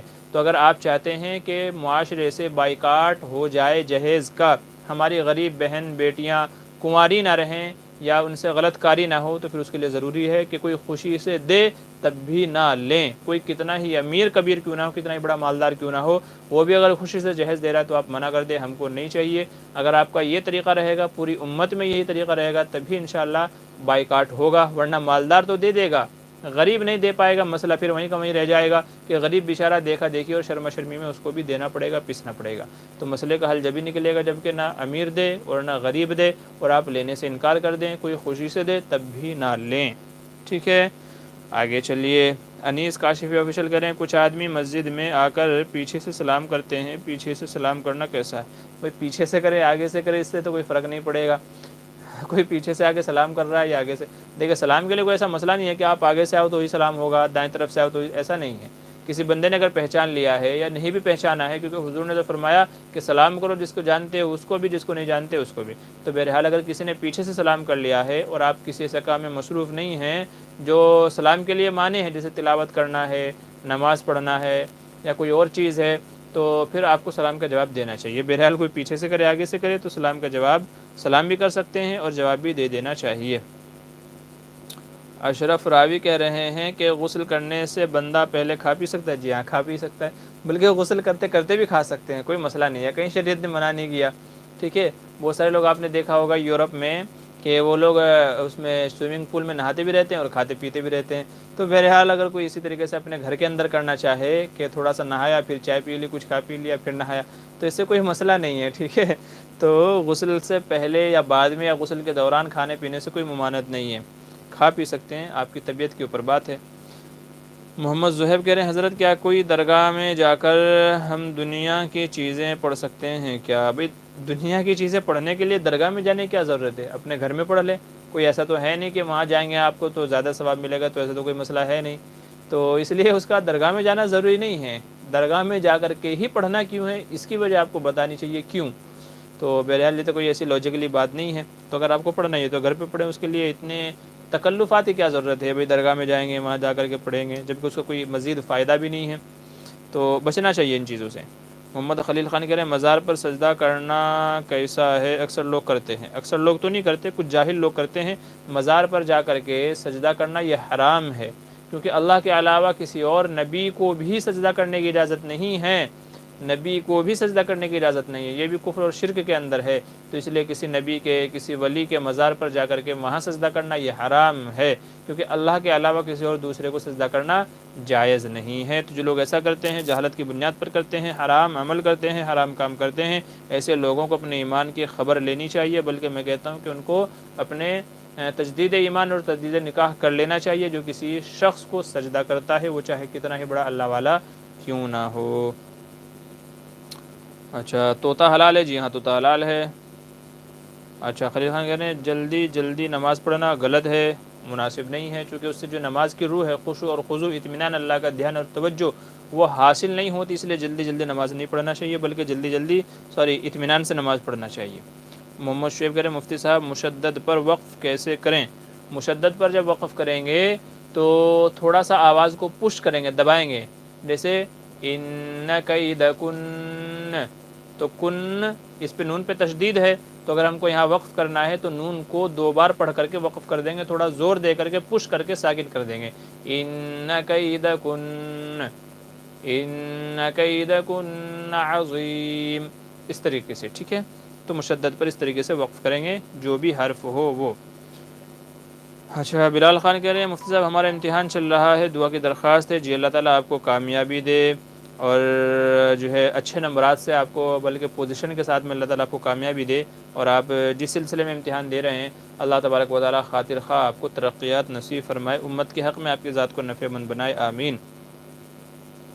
زکریا عالم حضرت بلال رضی اللہ عنہ کا ظلم کے بارے میں بتائیے۔ بھئی یہاں ظلم کے بارے میں بتانے نہیں بیٹھا ہوں، بلکہ یہاں تو مسئلے مسائل کا ہے، اور رہی بات ان کے اوپر جو ظلم کیے گئے ہیں، اگر آپ کو جاننا ہے تو شیخ نے فضائل اعمال میں حکایات صحابہ میں تمام تفصیلات لکھی ہیں۔ فضائل اعمال میں حکایات صحابہ میں حضرت بلال کے اوپر جو ظلم و ستم ہوئے ہیں، جو کفار مکہ ان کو ظلم و ستم دیتے تھے، ان کو بیڑیوں میں قید کرتے تھے، ایسے ہی ان کے سینے کے اوپر پتھر رکھ دیا کرتے تھے، ریت پر لٹایا کرتے تھے، انگاروں پر لٹا دیا کرتے تھے، رات بھر ان کو مارا کرتے تھے، پیٹا کرتے تھے، تو بہت سارے جو ظلم و ستم کی داستان ہے، اگر آپ کو پوری تفصیل پڑھنا ہے تو وہ حکایات صحابہ میں آپ پڑھ لیجئے۔ یہاں بہتر ہے کہ آپ حلال و حرام کے تعلق سے مسئلے مسائل پوچھیں۔ امانت ٹرسٹ، السلام علیکم مفتی صاحب، کیسے ہیں آپ؟ جی وعلیکم السلام، الحمدللہ خیریت سے ہیں، آپ تمام حضرات کیسے ہیں؟ الطاف حسین کہہ رہے ہیں کیا نفل نماز اور نفل روزہ کسی وجہ سے ٹوٹ جائے تو ان کو دوبارہ ادا کرنا لازمی ہے؟ جی ہاں، نفل نماز اور نفل روزہ ہو اگر ٹوٹ جاتا ہے تو ان کو ادا کرنا دوبارہ اعادہ ان کا لازم ہے، کیونکہ نفل عبادت شروع کرنے سے پورا کرنا واجب ہو جاتا ہے، جب شروع کر دی تو اب وہ واجب ہو گئی پورا کرنا، تو اگر بیچ میں ٹوٹ جائے تو پھر اس کو قضا کرنا لازم ہے۔ اچھا، فیاض عالم کہہ رہے ہیں مفتی صاحب السلام علیکم وبرکاتہ، گاڑی لون پر لینا کیسا ہے؟ جی قسطوں پر گاڑی لینے کی اجازت ہے، وہ لون، وہ قسطیں جس میں قرض، جس میں سود شامل ہو، یا تو کوئی قسط اگر آپ نے نہیں بھری ہے اس صورت میں آپ کے اوپر کوئی ایکسٹرا چارجز لگتے ہوں، تو یا تو سود کا ملوث ہونا پایا جا رہا ہو یا تو کچھ ایکسٹرا چارجز وغیرہ پائے جا رہے ہوں، تو پھر ایسے قسطوں پر یا لون پر لینا گاڑی لینے کی اجازت نہیں ہوگی۔ ہاں جس میں سود وغیرہ شامل نہیں ہے تو پھر وہ لی جا سکتی ہے، باقی لون کا مطلب یہی ہوتا ہے کہ اس میں سود قرضہ پایا جا رہا ہے تو پھر اس کی اجازت نہیں ہوگی۔ محمد نعمان السلام علیکم، جی وعلیکم السلام۔ عبدالصمد کہہ رہے ہیں السلام علیکم، بچے کے کان میں اذان دیتے وقت ہاتھ کان میں رکھا جائے یا نہیں، مزید کس کان میں اذان و اقامت کہے؟ جی دائیں کان میں اذان کہنی چاہیے اور بائیں کان میں اقامت کہنی چاہیے۔ اگر آپ ہاتھوں کو کانوں میں ڈال لیں، انگلیاں جو ہے وہ اگر کانوں میں ڈال کر کے اذان دیتے ہیں تو بھی جائز ہے، اور اگر ہاتھ سیدھا بس نیچے چھوڑ کے رکھیں تو اس کی بھی اجازت ہے، تو کوئی ضروری نہیں ہے کہ کانوں میں انگلیاں ڈالیں، نیچے چھوڑ کر کے بھی اگر آپ اذان و اقامت کہیں گے تو بھی اذان و اقامت ہو جائے گی، دائیں میں اذان بائیں میں اقامت۔ محمد خلیل خان کہہ رہے ہیں کوئی علم دین سیکھنے سے روکے تو؟ جی علم دین سیکھنے سے تو نہیں روکنا چاہیے، چونکہ دین کا علم تو اصل ہے، دین کی روح ہے، تو اگر کوئی اسی سے روکے تو وہ ظالم شخص ہے، روکنا نہیں چاہیے، الا یہ کہ کوئی اگر آپ ساتھ میں عذر بھی بیان کریں کس وجہ سے روک رہا ہے تو مزید اس کے بارے میں بتایا جا سکتا ہے، لیکن اگر کوئی شرعی عذر نہیں ہے اور ایسے ہی کوئی کسی کو علم دین روکنے سے، سیکھنے سے روکے تو اس کو ظالم کہا جائے گا، اللہ کا نافرمان کہا جائے گا، تو اس لیے علم دین سیکھنے سے نہیں روکنا چاہیے، بلکہ اس کی تو واہواہی شاباشی کرنا چاہیے اور اس کو سپورٹ کرنا چاہیے تاکہ وہ خود سیکھ کر کے اس کی ذات کو بھی نفع ہو اور اس کی ذات سے ہم کو بھی نفع ہو۔ مدثر خان کہہ رہے ہیں 11 پکنا کیا کریں، 11 پکنا جائز ہے؟ اگر ناجائز ہے تو کیوں؟ 11ویں کا پکانا اگر آپ کہہ رہے ہیں تو وہ تو ناجائز ہے، 11ویں وغیرہ کی جو رسمیں ہیں، چونکہ ان کا قرآن و حدیث سے کوئی ثبوت نہیں ہے، تو بس یہی وجہ کافی ہے کہ چونکہ نہ حضور نے کبھی کیا کسی کی 11ویں منائی اور نہ کبھی صحابہ نے حضور کیا کسی دوسرے کی 11ویں منائی، تو جب حضور سے صحابہ سے ثابت نہیں ہے تو پھر وہ ناجائز ہوگا۔ نبی کریم صلی اللہ علیہ وسلم نے ارشاد فرمایا من احدث فی امرنا ھذا لیس منہ فہو رد، کہ جو ہمارے دین میں ایسی بات پیدا کرے جس کا دین سے کوئی ثبوت نہیں ہے، کوئی تعلق نہیں ہے، تو پھر اس کو رد کر دیا جائے گا۔ اچھا، محمد شعیب کہہ رہے ہیں مفتی صاحب اگر مشدد حرف پر وقف کرنے کا قاعدہ کسی کتاب میں لکھا ہو تو اس کتاب کا نام بتائیں۔ جی ایک اصول التجوید ہے، مولانا جمشید جو دارالعلوم کے اندر ہیں، کہہ لیجیے قرات کے جو شعبہ قرات کے جو استاذ ہیں، اصول التجوید ایک کتاب کا نام ہے، تو اس میں آپ دیکھ لیجیے، اصول التجوید اول حصے میں ہوگا یا تو دوسرے حصے میں ہوگا، تو اس میں آپ کو انشاءاللہ وہاں یہ قاعدہ مل جائے گا۔ محمد خلیل خان کہہ رہے ہیں سفید بال کو نوچنا حدیث کی روشنی میں، جس سفید بالوں کو نوچنا نہیں چاہیے چونکہ یہ بزرگیت کی علامت ہے اور یہ نورانی ہونے کی علامت ہے، تو سفید بالوں کو نوچنا مناسب نہیں ہے، کیونکہ سفید بالوں کا آدمی نوچ رہا ہے تو مطلب یہ ہے جوان دکھنا چاہ رہا ہے اور اللہ کی جو تخلیق ہے اس میں رد و بدل کرنا چاہ رہا ہے، تو اس لیے سفید بالوں کو نوچنا نہیں چاہیے، یہ منع ہے۔ عبد الرحمن السلام علیکم، جی وعلیکم السلام۔ محمد زیب کہہ رہے ہیں حضرت سفر میں نماز کی نیت بدل جاتی نہیں؟ بھئی سفر میں آدمی نیت یہ کرے گا جب 2 رکعت پڑھ رہا ہے یا 3 رکعت پڑھ رہا ہے، جو بھی قصر نماز ہے تو نماز پڑھتے ہوئے نیت کرے گا آدمی 2 رکعت نماز قصر ظہر، اس طریقے سے واسطے اللہ تعالیٰ کے، باقی پھر جو نیت ہم کرتے ہیں دل میں تو وہی نیت رہے گی، تو قصر ساتھ میں لگا لیجئے یا سفر لگا لیجئے کہ سفر میں ہوں تو، بقیہ اور تو کوئی ایسی نیت نہیں ہے۔ ایم ڈی صداقت کہہ رہے ہیں مفتی صاحب غیر مسلم کے یہاں فاتحہ خوانی کا پیسہ جائز ہے کہ نہیں؟ غیر مسلم کے یہاں فاتحہ ہوتی ہی نہیں ہے، چونکہ وہ تو ہمارے دین کا مذہب کا قائل ہی نہیں ہے، تو وہ تو اس کو صحیح نہیں سمجھتا، تو اس لیے غیر مسلموں کو یہاں اس طرح کے کام کرنے سے بچنا چاہیے کہ وہاں جا کے آپ فاتحہ خوانی کریں پھر پیسے لے، تو غیر مسلموں کے یہاں نہیں، بلکہ مسلمان کے یہاں بھی یہ چیز تو جائز نہیں ہے، کیونکہ یہاں جو پڑھنا پڑھانا ہوتا ہے تو وہ اصحال ثواب کے لیے نہیں ہوتا، ثواب کے لیے نہیں ہوتا، بلکہ وہ پیسے کے لیے ہوتا ہے، اس لیے علماء نے فاتحہ خوانی سے منع کیا ہے، تو مسلمانوں کے یہاں اس کی اجازت نہیں ہے، غیر مسلموں تو بہت دور کی بات ہے۔ جی السلام علیکم فیروز رضا صغیر، اچھا جی بزم بیان ماشاءاللہ، جی شکریہ جزاک اللہ بھائی۔ اچھا فیروز رضا کہ حضرت آپ کی فراغت کہاں سے ہے؟ جی میری فراغت مظاہر العلوم اور دارالعلوم دونوں جگہ سے ہے، الحمدللہ ثم الحمدللہ۔ اچھا بزم بیان السلام علیکم ورحمۃ اللہ مفتی صاحب، شعبان کے روزے کے بارے میں آپ کی کیا رائے ہے؟ 15 شعبان کے بارے میں جی رکھ لیں تو ثواب ہے، نہ رکھیں تو کوئی گناہ نہیں، حضور صلی اللہ علیہ وسلم کا معمول تھا پورے شعبان میں اکثر روزہ رکھا کرتے تھے، پورے شعبان میں اکثر روزہ رکھا کرتے تھے، تو اس لیے اگر 15 شعبان کو رکھ لیا جائے تو کوئی مذائقہ نہیں ہے۔ غالباً حضرت علی رضی اللہ عنہ سے مروی ہے کہ 15 شعبان کو رات میں عبادت کی جائے اور اگلے دن روزہ رکھا جائے، تو اس سلسلے میں جو احادیث ہیں وہ حسن یا حسن لغیرہ ہی کے درجے میں ہیں، تو اس لیے رات میں عبادت اور اگر اگلے دن روزہ رکھ لیا جائے تو اللہ کی ذات سے امید ہے کہ باعث ثواب ہوگا، تو رکھنے کی اجازت ہے۔ محمد خلیل خان پوچھ رہے ہیں آپ مجھے گروپ میں ایڈ کر لیجیے گا، جی آپ واٹس ایپ پہ رابطہ کیجیے گا، انشاءاللہ میں آپ کو ایڈ کر لوں گا۔ معاذ عالم السلام علیکم، جی وعلیکم السلام۔ اے ڈی پی اسلامی کہہ رہے ہیں مسجد میں سلام کرنا کیسا ہے؟ مسجد میں سلام کرنے کی تو اجازت ہے، لیکن جو بندہ تلاوت میں یا نماز میں مشغول ہو اس کو سلام نہیں کرنا چاہیے، باقی کوئی مسجد میں ہو، گھر میں ہو، کہیں بھی ہو، راستے پہ ہو تو سلام تو کہیں بھی کیا جا سکتا ہے، تو مسجد میں بھی سلام کرنے کی اجازت ہے، بس یہ ہے کہ سامنے والا بندہ فارغ ہو سلام کے لیے۔ اچھا اشرف راوی کہہ رہے ہیں مفتی صاحب انشورنس کے بارے میں آپ کی کیا رائے ہے؟ جی دیکھیے انشورنس کی کئی ساری قسمیں ہیں، نمبر 1 میڈیکل انشورنس ہے، ہیلتھ انشورنس ہے، گاڑیوں کا انشورنس ہے، دکانوں کا انشورنس ہے، مکانوں کا انشورنس ہے، تو ان کی بوقت ضرورت علماء نے اجازت دی ہے۔ ہاں جان کا جو انشورنس ہے لائف انشورنس اس کی کسی حال میں بھی اجازت نہیں ہے، باقی گاڑی کے انشورنس کی اجازت ہے، ہیلتھ کے انشورنس کی اجازت ہے، میڈیکل کے انشورنس کی اجازت ہے، اور ایسے ہی اور جو دوسری چیزیں ہیں تو ان کے انشورنس کی اجازت ہے، لیکن جان کے انشورنس کی اجازت نہیں ہے۔ امید ہے بات آپ کی سمجھ میں آ گئی ہوگی۔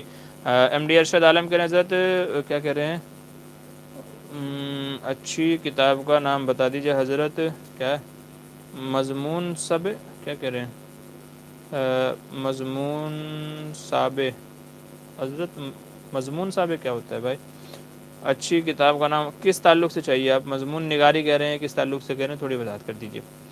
شفع کے متعلق کچھ معلومات چاہتا ہوں بلال بھائی ہیں، جی شفع تو پڑوسی کے اس سے ہوتا ہے حق سے، یعنی اگر آدمی اپنا گھر بیچنا چاہ رہا ہے تو پڑوسی کو حق شفع حاصل ہے کہ آدمی جب اپنا گھر بیچنا چاہے تو سب سے پہلے اپنے پڑوسی کو پوچھے کہ بھئی آپ تو خریدنا نہیں چاہتے، چونکہ نیا آنے والا ہو سکتا ہے کہ اس کو ایذا پہنچائے، تکلیف پہنچائے، تو اس لیے بہتر ہے کہ پہلے آپ اس سے پوچھ لیں تاکہ جو آنے والا ہے اگر وہ آتا ہے کل کو کوئی ایذا تکلیف پہنچاتا ہے تو اس کو معلوم رہے کہ ہاں میں نے ہی اس کو آنے کی اجازت دی تھی۔ بہرحال تو شفع کا مطلب یہی ہوتا ہے کہ جب آدمی اپنا گھر، مکان، دکان وغیرہ بیچنا چاہے تو اپنے پڑوسی کو پہلے پوچھے، اگر وہ اجازت دے اور وہ بولے ہاں ٹھیک ہے بھائی میری طرف سے اجازت، آپ کسی کو بھی بیچ دو، تو آپ کے لیے بیچنا اجازت ہوگا۔ اور اگر آپ نے بنا بتائے پڑوسی کو گھر بیچ دیا تو علماء فرماتے ہیں پڑوسی جا کر کے قاضی کے پاس دعویٰ کر سکتا ہے کہ یہ میرا پڑوسی ہے اور اس نے مجھ سے بنا پوچھے مکان بیچنے نکالا ہے، اور قاضی اس کی بات سن کر کے یہ کہے گا کہ بھائی پہلے اگر یہ مکان لینے پر راضی ہے تو پہلے اس کو دیا جائے گا، تم نے جس سے ڈیل کی ہے وہ نہیں مانی جائے گی۔ بہرحال یہ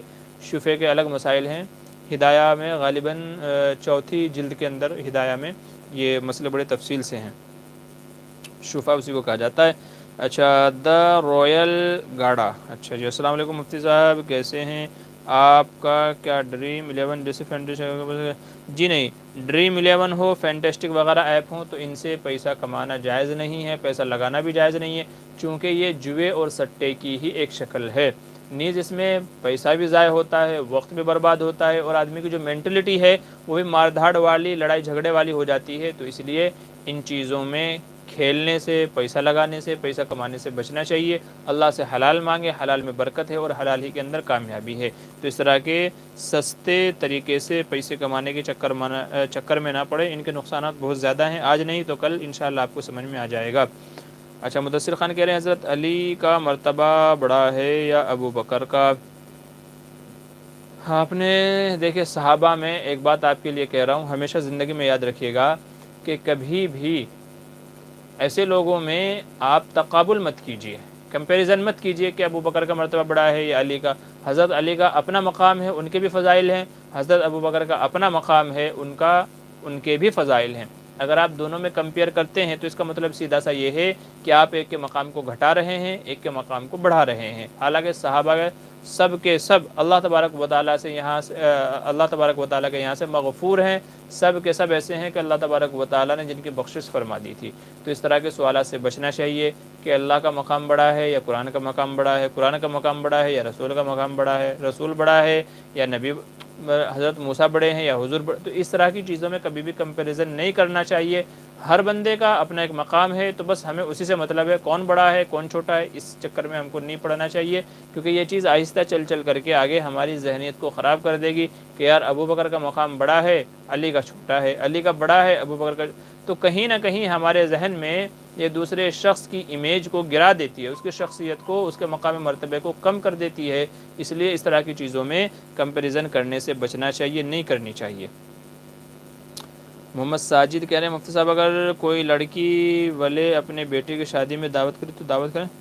اگر کوئی لڑکے والے اپنی بیٹی کی شادی میں دعوت کریں تو دعوت، جی نہیں، لڑکی کے یہاں دعوت کھانے کا ثبوت ہی نہیں ہے، میں نے پچھلے ہفتے بھی عرض کیا تھا کہ لڑکی والوں کی طرف سے بارات یا کھانے کی دعوت نہیں ہوتی، تو اس لیے لڑکی والوں کی طرف سے دعوت قبول نہیں کرنی چاہیے، منع کر دینا چاہیے۔ ولیمے کا ذکر ہے تو ولیمے میں جانا چاہیے، لڑکے کی طرف سے ولیمہ ہوتا ہے، تو اس لیے نہ بارات میں جانا جائز ہے، نہ یہ شرعی طریقہ ہے، اور نہ ہی لڑکی والوں کی طرف سے کوئی اور دعوت کھانے کی اجازت ہوگی، تو اس لیے منع کر دیں، لڑکی والوں پر بوجھ نہ ڈالیں۔ محمد شعیب پوچھ رہے ہیں مفتی صاحب آپ سے گزارش ہے کہ میں نے مشدد حرف پر کرنے کا جو قاعدہ پوچھا اس کی شارٹ کلپ بنا لیں۔ بھائی میں آپ کو کتاب بتائی، آپ شارٹ کلپ، ٹھیک ہے انشاءاللہ جی، موقع لگا کر کے انشاءاللہ میں اس کو بھی ریکارڈ کروں گا انشاءاللہ۔ مدثر خان کہہ رہے ہیں میں اپنی نماز پڑھ کر امی کی جگہ نماز پڑھ سکتا ہوں اگر وہ نہ پڑھتی ہوں؟ بھائی پورے گھر میں آپ کہیں بھی نماز پڑھ دیں، حدیث میں آپ صلی اللہ علیہ وسلم نے ارشاد فرمایا کہ اللہ نے مجھے بعض چیزوں میں دوسرے انبیاء پر فضیلت دی ہے، جن میں سے ایک یہ ہے کہ پوری روئے زمین کو میرے لیے مسجد بنا دیا گیا، تو آپ گھر میں کہیں بھی نماز پڑھ سکتے ہیں، وہ آپ کی امی کی جگہ ہو، ابو کی جگہ ہو، یا بھائی وغیرہ کسی کی بھی جگہ ہو، تو پورے گھر میں کہیں بھی آپ نماز پڑھ سکتے ہیں۔ سفیان فیض السلام علیکم، جی وعلیکم السلام۔ ثاقب علی، اچھا حسیب خان کہہ رہے ہیں مفتی صاحب فرض نمازوں کے بعد اگر کوئی فرض نماز سے پہلے کی سنت پڑھنی چاہے تو فرض نماز کے بعد پڑھ سکتا ہے؟ جی ہاں پڑھ سکتا ہے، جو سنت موقدہ ہیں، بلکہ ان کو تو کہا گیا کہ اگر فرضوں سے پہلے نہیں پڑھ سکے ہیں تو فرض نماز کے بعد ان کو پڑھنا چاہیے۔ اب فرض نماز کے بعد میں جو سنتیں ہیں ان سے پہلے پڑھے یا تمام سنت نوافل سے فارغ ہو کر کے تب پڑھے، علماء کی دونوں رائے ہیں کہ فرض کے فوراً بعد بھی پڑھ سکتا ہے، اور یا تو یوں کرے تاکہ ترتیب باقی رہے کہ پہلے فرض پڑھے، پھر جو اس کے بعد کی سنتیں ہیں وہ پڑھیں، اور پھر آخر میں پہلے جو سنتیں چھوٹی تھی ان کو پڑھے، تو بہرحال پڑھنا چاہیے جو سنتیں موقدہ ہیں اور پڑھی جا سکتی ہے۔ صابر اقبال ہیں السلام علیکم حضرت فرض نماز کے بعد امام کا قبلہ شریف کی طرف پشت نہیں کرنا کیسا ہے؟ اس کا قرآن اور صحیح حدیث سے کوئی نص ملتی ہے؟ جی نبی کریم صلی اللہ علیہ وسلم کا معمول تھا، خاص کر کے وہ نمازیں جن کے بعد نوافل اور سنت نہیں ہیں، جیسے عصر کی نماز ہے، فجر کی نماز ہے، تو نبی کریم صلی اللہ علیہ وسلم کا معمول یہ تھا کہ صحابہ کی طرف رخ کر کے بیٹھتے تھے۔ یاد رکھیے یہاں پر جو قبلے کی طرف پشت ہو جاتی ہے تو یہاں قبلے کی طرف پشت کرنا اور بیعت بھی مقصد نہیں ہے، بلکہ لوگوں کی طرف متوجہ ہو کر کے جو تسبیح فاطمی وغیرہ پڑھی جاتی ہے وہ مقصد ہے، تو لوگوں کی طرف قبلے کی طرف پشت کرنا مقصد نہیں ہے، تو اس لیے اس کی علماء نے گنجائش دی ہے چونکہ حضور سے اس طریقے سے ثابت ہے۔ البتہ علماء یہ فرماتے ہیں کہ بہتر ہے पूरा का पूरा मुकम्मल क़िबले की तरफ ना हो, बल्कि थोड़ा सा दाएं तरफ या थोड़ा सा बाएं तरफ होकर के बैठे, ताकि मुकम्मल क़िबले की तरफ पुश्त करना ना पाया जाए। लेकिन अगर ऐसा हो भी जाता है तो कोई मुज़ायक़ा नहीं है। हम दिन भर में चलते फिरते कितनी मरतबा ऐसा होता है कि हमारे क़िबले की तरफ पुश्त होती है, लेकिन हम ध्यान नहीं देते। हालांकि आप नमाज में करें, नमाज से बाहर करें, बात तो एक ही है। तो क़िबले की तरफ पुश्त हमारी दिन भर में सैकड़ों बार होती है, चलते फिरते उठते बैठते खाते पीते होती है हमारी, लेकिन हम ध्यान नहीं देते। तो इसलिए अगर नमाज के बाद में क़िबले की तरफ पुश्त करके बैठ जाए तो ये कोई ऐसी बेअदबी की बात नहीं है कि जिससे मना किया जाए। और जब हुज़ूर सल्लल्लाहु अलैहि वसल्लम से साबित है, इसका सबूत मिलता है, तो फिर तो कोई मुज़ायक़ा और कोई इश्काल वाली बात है ही नहीं। अच्छा, मोहम्मद ज़ुहैब कह रहे हैं हज़रत फ़जर की सुन्नत फ़जर के फ़र्ज़ बाद पढ़ सकते हैं या नहीं? जी, अगर फ़र्ज़ों से पहले अगर आपकी सुन्नतें छूट गई हैं तो फिर फ़र्ज़ों के बाद ना पढ़ें, बल्कि सूरज निकलने के बाद पढ़ें अगर आप पढ़ना चाहते हैं। बाद लोगों को ये देखा है कि वो फ़र्ज़ के बाद इमाम साहब सलाम फेरते हैं और वो बाद में पीछे आकर के अपनी सुन्नतें पढ़ने लगते हैं। याद रखिए, ये तरीक़ा मुनासिब नहीं है, चूँकि नबी करीम सल्लल्लाहु अलैहि वसल्लम ने इरशाद फरमाया कि फ़जर की नमाज़ के बाद में कोई नमाज नहीं है, फ़जर की नमाज़ के बाद में कोई नमाज नहीं है। तो इसलिए उलमा ये फरमाते हैं कि ऐसे मौके पर आदमी अगर उसको पढ़ना ही है तो फिर वो जब सूरज निकल जाए तो सूरज के निकलने के बाद में अगर उसको पढ़ना ही है तो तब पढ़े। फ़र्ज़ नमाज़ों के बाद में पढ़ने का जो तरीक़ा है वो गलत है। अच्छा, चलिए आगे चलिए। सुफियान फैज़ी कह रहे हैं सजदे में पैरों का उठना, तो क्या इससे नमाज़ हो जाएगी या नहीं? देखिए, अगर एक ही वक्त में दोनों पैर उठ जाएं और 3 तस्बीह पढ़ने के बक़दर पैर उठे रहें, दोनों के दोनों पैर सजदे में ज़मीन पर ना रहें, 3 तस्बीह 3 मरतबा सुबहान रब्बिल आला सुबहान रब्बिल आला कहने के बक़दर पैर उठे रहें तो नमाज़ फासिद हो जाएगी। लेकिन अगर एक पैर उठा हुआ था ये तो 3 मरतबा तस्बीह पढ़ने से कम वक्त उठे और फ़ौरन रख लिए तो इससे नमाज़ फासिद नहीं होगी। मोहम्मद शुएब जज़ाकल्लाह जी, शुक्रिया। फ़याज़ आलम कह रहे हैं मुफ्ती साहब, अगर कोई शख्स अपनी साली के साथ ज़िना कर ले तो क्या निकाह टूट जाता है? इसकी क्या वजाहत है? जी देखिए, साली के साथ में ज़िना करने से निकाह तो नहीं टूटेगा, अलबत्ता साली के साथ में ज़िना करना ये कबीरा गुनाहों में से है, बहुत बड़े गुनाहों में से। अलबत्ता साथ में उलमा ये फरमाते हैं कि जब तक के साली को एक हैज़ ना आ जाए, माहवारी ना आ जाए, तब तक के बेहतर है कि आदमी अपनी बीवी से सोहबत और हमबिस्तरी ना करे, ताकि ये मालूम हो जाए कि ज़िना से साली हामिला हुई है या नहीं हुई है। तो इसलिए साली के साथ ज़िना करने से निकाह तो नहीं टूटता, अलबत्ता ये हराम अमल है, कबीरा गुनाहों में से है, इसके ऊपर तौबा व इस्तिग़फ़ार करनी चाहिए। और साथ में जो ये बताया गया है कि जब तक उसको हैज़ ना आ जाए तब तक अपनी बीवी से हमबिस्तरी ना करे। तो ये मसला है साली के साथ ज़िना करने का। MD क्या कह रहे हैं, ज़रज़ीश, अच्छा ज़रज़ीश है, मैं ज़री पढ़ा था जी। कह रहे हैं नबी इंतकाल कर गए, उनकी बीवी जिंदा है, क्या उस दूसरा शख्स निकाह कर सकता है? तो कुरान में मना किया गया भाई। ये सवाल मैंने इसलिए पूछा क्योंकि अभी ऐसा कि नमाज से पहले एक आलिम दीन बता रहे थे कि नबी अपने क़ब्र में ज़िंदा हैं। जी हाँ, नबियों की बीवियों से ज़िंदा जो है निकाह करना ये हराम है, कुरान करीम में मना किया गया है इससे। और नबी का कब्र के अंदर ज़िंदा होना ये अलग बात है। नबी करीम सल्लल्लाहु अलैहि वसल्लम का फरमान है कि अल अंबिया अहयाउन फ़ी क़ुबूरिहिम, कि नबी अपने कब्रों में ज़िंदा होते हैं। और अल्लाह तबारक व तआला ने मिट्टी को हराम कर दिया है कि वो अंबिया के जिस्मों को खाए। तो नबी अपने कब्रों में ज़िंदा हैं इसी वजह से, लेकिन वो ज़िंदगी अलग है, दुनियावी ज़िंदगी से अलग है। वो ज़िंदगी कैसी अल्लाह ही बेहतर जानता है, तो ये अलग मसला है। और चूँकि एक एतबार से जो बस यही जवाब होगा, ठीक है, आगे तफसील फिर कभी इंशाल्लाह। तो बहरहाल उसकी इजाज़त नहीं होगी कि कोई नबी की बीवी से क्या करे, शादी करे, उसकी इजाज़त नहीं होगी। मुदस्सिर खान कह रहे हैं मुफ्ती साहब, जिसने कुरान की आयतों पर एतराज़ उठाया है इंडिया में, उसका कत्ल करना फ़र्ज़ है। देखिए, इस तरह के जो मामलात हैं उनको अपने हाथों में लेने से बेहतर ये है कि उसका कोई मुअस्सिर दूसरा कदम उठाया जाए। कहीं पर इस्लामी अगर हुकूमत है तो फिर वहाँ पर आप उसको काजी तक पहुँचाए, अदालत तक पहुँचाए, उसके ख़िलाफ़ दावा करें और काजी उसको शरअन सज़ा देगा जहाँ पर इस्लामी हुकूमत है। लेकिन जहाँ पर इस्लामी हुकूमत नहीं है तो वहाँ पर आपको ये इख्तियार नहीं है कि आप ख़ुद से किसी को कत्ल करें, क्योंकि अगर आप ख़ुद से किसी को कत्ल करेंगे तो फिर देखिए उसका मसला क्या होगा। अब देखिए, ये कह लीजिए हमारी नावाक़फ़ियत भी है कि एक साहिब ने उनके ऊपर ऐलान लगाया, इनाम लगाया कि जो उसका सर काट कर लाएगा तो उसके ऊपर 11 लाख मैं दूंगा उसको। अब इस पे पुलिस हरकत में आ गई और ये कहा कि जिस बंदे ने ये ऐलान किया पता करो, अगर वो सही है तो उसके ख़िलाफ़ कार्रवाई करो। क्यों? क्योंकि वो कत्ल जैसा کوئی کیسا بھی ہو، لیکن قتل کرنا کوئی چھوٹا جرم نہیں ہے، تو آپ علل اعلان ایک اعتبار سے لوگوں میں فتنہ ڈالنے کی کوشش کر رہے ہو۔ اگر آپ اسلامی اعتبار سے دیکھیں گے تو یہ کہیں گے یار اس نے بڑا اچھا قدم اس نے اٹھایا ہے کہ وہ ایسے شخص کو قتل کرنا چاہتا ہے۔ تو ایک اسلامی نظریے کو فی الحال ایک طرف رکھیے، کیونکہ یہاں یہ سمجھیے کہ ہم ایسے ملک میں رہ رہے ہیں جو جمہوری ملک ہے، اور یہاں پر سب کے اپنے اپنے حقوق ہیں، تو آپ کو یہاں پر جو بھی مطالبہ کرنا ہے، جو بھی چیزیں ہیں، تو وہ ان جو ہے اصول کے دائرے میں رہ کر کے آپ کریے۔ اگر آپ نے اس طرح کے اعلانات کیے، اس طرح کا آپ نے کوئی قدم اٹھایا، تو اس کا نتیجہ یہ ہوگا کہ آپ خود بھی پریشانی میں پڑ جائیں گے اور آپ کے فیملی والے بھی پریشانی میں پڑ جائیں گے۔ تو اس لیے اس طرح کی حماقتوں سے بچنا چاہیے۔ یہ قدم ہے مطلب جو انہوں نے کیا، میں اس پہ بات نہیں کر رہا ہوں، ہونا تو ایسا ہی چاہیے لیکن ایسا کرنا نہیں چاہیے، دونوں باتوں میں فرق ہے، دونوں باتوں میں فرق ہے۔ تو اس لیے اعلان اس طرح کی بیوقوفیاں نہیں کرنی چاہیے، بلکہ جو اصول ضابطے ہیں، حکومت کے جو آئین ہیں، ان کے تحت میں اور جو ہے اصولوں اور ضابطوں کے تحت میں کارروائی کرنی چاہیے۔ انشاءاللہ پرزور آواز میں اگر ہم آواز اٹھائیں گے اور اس کا مطالبہ کریں گے تو گورنمنٹ خود اس کو سزا دے گی، یہ ہمارے قانون کے اندر لکھا ہوا ہے۔ تو ایسے ممالک جہاں اسلامی مملکت نہیں ہے تو وہاں پر الگ طریقے سے عمل ہوتا ہے، اور جہاں پر اسلامی حکومت ہے وہاں الگ طریقے سے ہوتا ہے۔ تو اس لیے سوچ سمجھ کر کے چلنے کی اور بولنے کی ضرورت ہے۔ کیا شبلی قاضی آپ خیریت سے ہیں؟ جی الحمدللہ، اللہ کا احسان ہے۔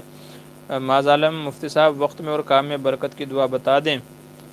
کام میں اور وقت میں جی حسبی اللہ لا الہ الا ہو علیہ توکلت وہو رب العرش العظیم، اس دعا کا اہتمام کیجیے، انشاءاللہ اللہ تعالیٰ اس سے آپ کے کاموں میں برکت دے گا۔ اشرف راوی کہہ رہے ہیں مفتی صاحب مولانا نکاح کروانے کے 5,000 سے کم نہیں لیتے، اس کے بارے میں بتائیے۔ جی بھائی ان کی مرضی ہے، وہ جتنے چاہے لیں، تو میں بھی 5,000 سے کم نہیں لیتا بھائی، میں تو بلکہ بعض دفعہ 10,000 بھی لیتا ہوں نکاح پڑھانے کے۔ تو سچویشن الگ الگ ہے۔ بہرحال مولانا مسئلہ یہی ہو گیا ہے کہ ہم لوگ شادیوں میں لاکھوں روپے خرچ کرتے ہیں، لیکن مولانا صاحب کے جن کے ذریعے سے یہ نکاح وجود میں آیا، جس نے نکاح پڑھایا، میاں بیوی جو حرام تھے ان کو حلال بندھن میں باندھا، ان کو 5,000 دیتے ہوئے بھی ہم کو زور پڑتا ہے، اعتراض ہوتا ہے، پھانسی چڑھتی ہے۔ تو اس لیے میرا طرز تو یہی ہے بھائی کہ جو مجھ سے نکاح پڑھواتا ہے میں 5,000 سے کم نہیں لیتا۔ آپ نے مہر باندھا 25,000 30,000، شادی بیاہ میں جہیز لیا لاکھوں روپے کا، شادی بیاہ میں آپ نے کھانا خرچہ کیا لاکھوں روپے کا، اور مفتی صاحب کو مولانا صاحب کو 5,000 دیتے ہوئے زور پڑ رہا ہے، تو میں تو اس کے قطعاً مخالف ہوں۔ ہاں اگر آپ نے سادہ طریقے سے نکاح کیا ہے، کوئی خرچہ آپ کا نہیں ہوا ہے، تو انشاءاللہ نکاح پڑھانے والے ہم بھی نہیں لیں گے آپ سے، پھر ہم بھی آپ سے کچھ نہیں لیں گے۔ لیکن جہاں لاکھوں کا صرف کھانا کھانا آپ نے کیا ہوا ہے، تو 5-10 ہزار تو ہمارا بنتا ہی بنتا ہے بھائی، کیونکہ ہم ہی وہ لوگ ہیں جو نکاح کے بندھن میں باندھ رہے ہیں، ٹھیک ہے۔ تو اس لیے اس چیز کی تو بلکہ آپ کو شاباشی دینی چاہیے، یہ ایک ذریعہ ہے، یہ ایک طریقہ ہے۔ تو اس لیے اگر آپ یہ چاہتے ہیں کہ شادی سادے طریقے سے ہو جائے تو اس کے لیے بھی بہت کارگر ہوگا، مؤثر ہوگا۔ آپ سادہ طریقے سے شادی کریں، ہم انشاءاللہ کچھ نہیں لیں گے، لیکن اگر آپ شادیوں میں لاکھوں روپے خرچہ کرو گے، آپ کا جو قیمتی سوٹ ہے وہ 25,000 میں بنا ہے، دلہن نے جو جوڑا پہنا ہوا ہے وہ 30,000 میں پہنا ہے، تو کیا مولانا صاحب 5,000 بھی نہیں لیں گے نکاح پڑھانے کے؟ حالانکہ وہی تو ذریعہ بنے ہیں میاں بیوی بنانے کے۔ تو اس لیے لوگوں کی سوچ بدلنے کی ضرورت ہے۔ بہرحال میرا اپنا طرز تو یہی ہے کہ میں بعض دفعہ دیکھتا ہوں کہ شادی کا کیسا ہے، کتنا خرچہ ہوا ہے، اس کے اعتبار سے پھر میں بتاتا ہوں۔ وہاں اتنا خرچہ کیا ہے تو بھائی میں بھی اتنا لوں گا، نکاح پڑھانا ہے تو پڑھواؤ، نہیں تو کسی اور کو ڈھونڈ لو۔ تو بہرحال مولانا صاحب 5,000 لیں، 10,000 لیں، 15,000 لیں، تو ان کی مرضی ہے، آپ کو پڑھوانا ہے ان سے تو پڑھوائیں، نہیں پڑھوانا ہے تو کوئی اور سستا مولوی صاحب ڈھونڈ لیں۔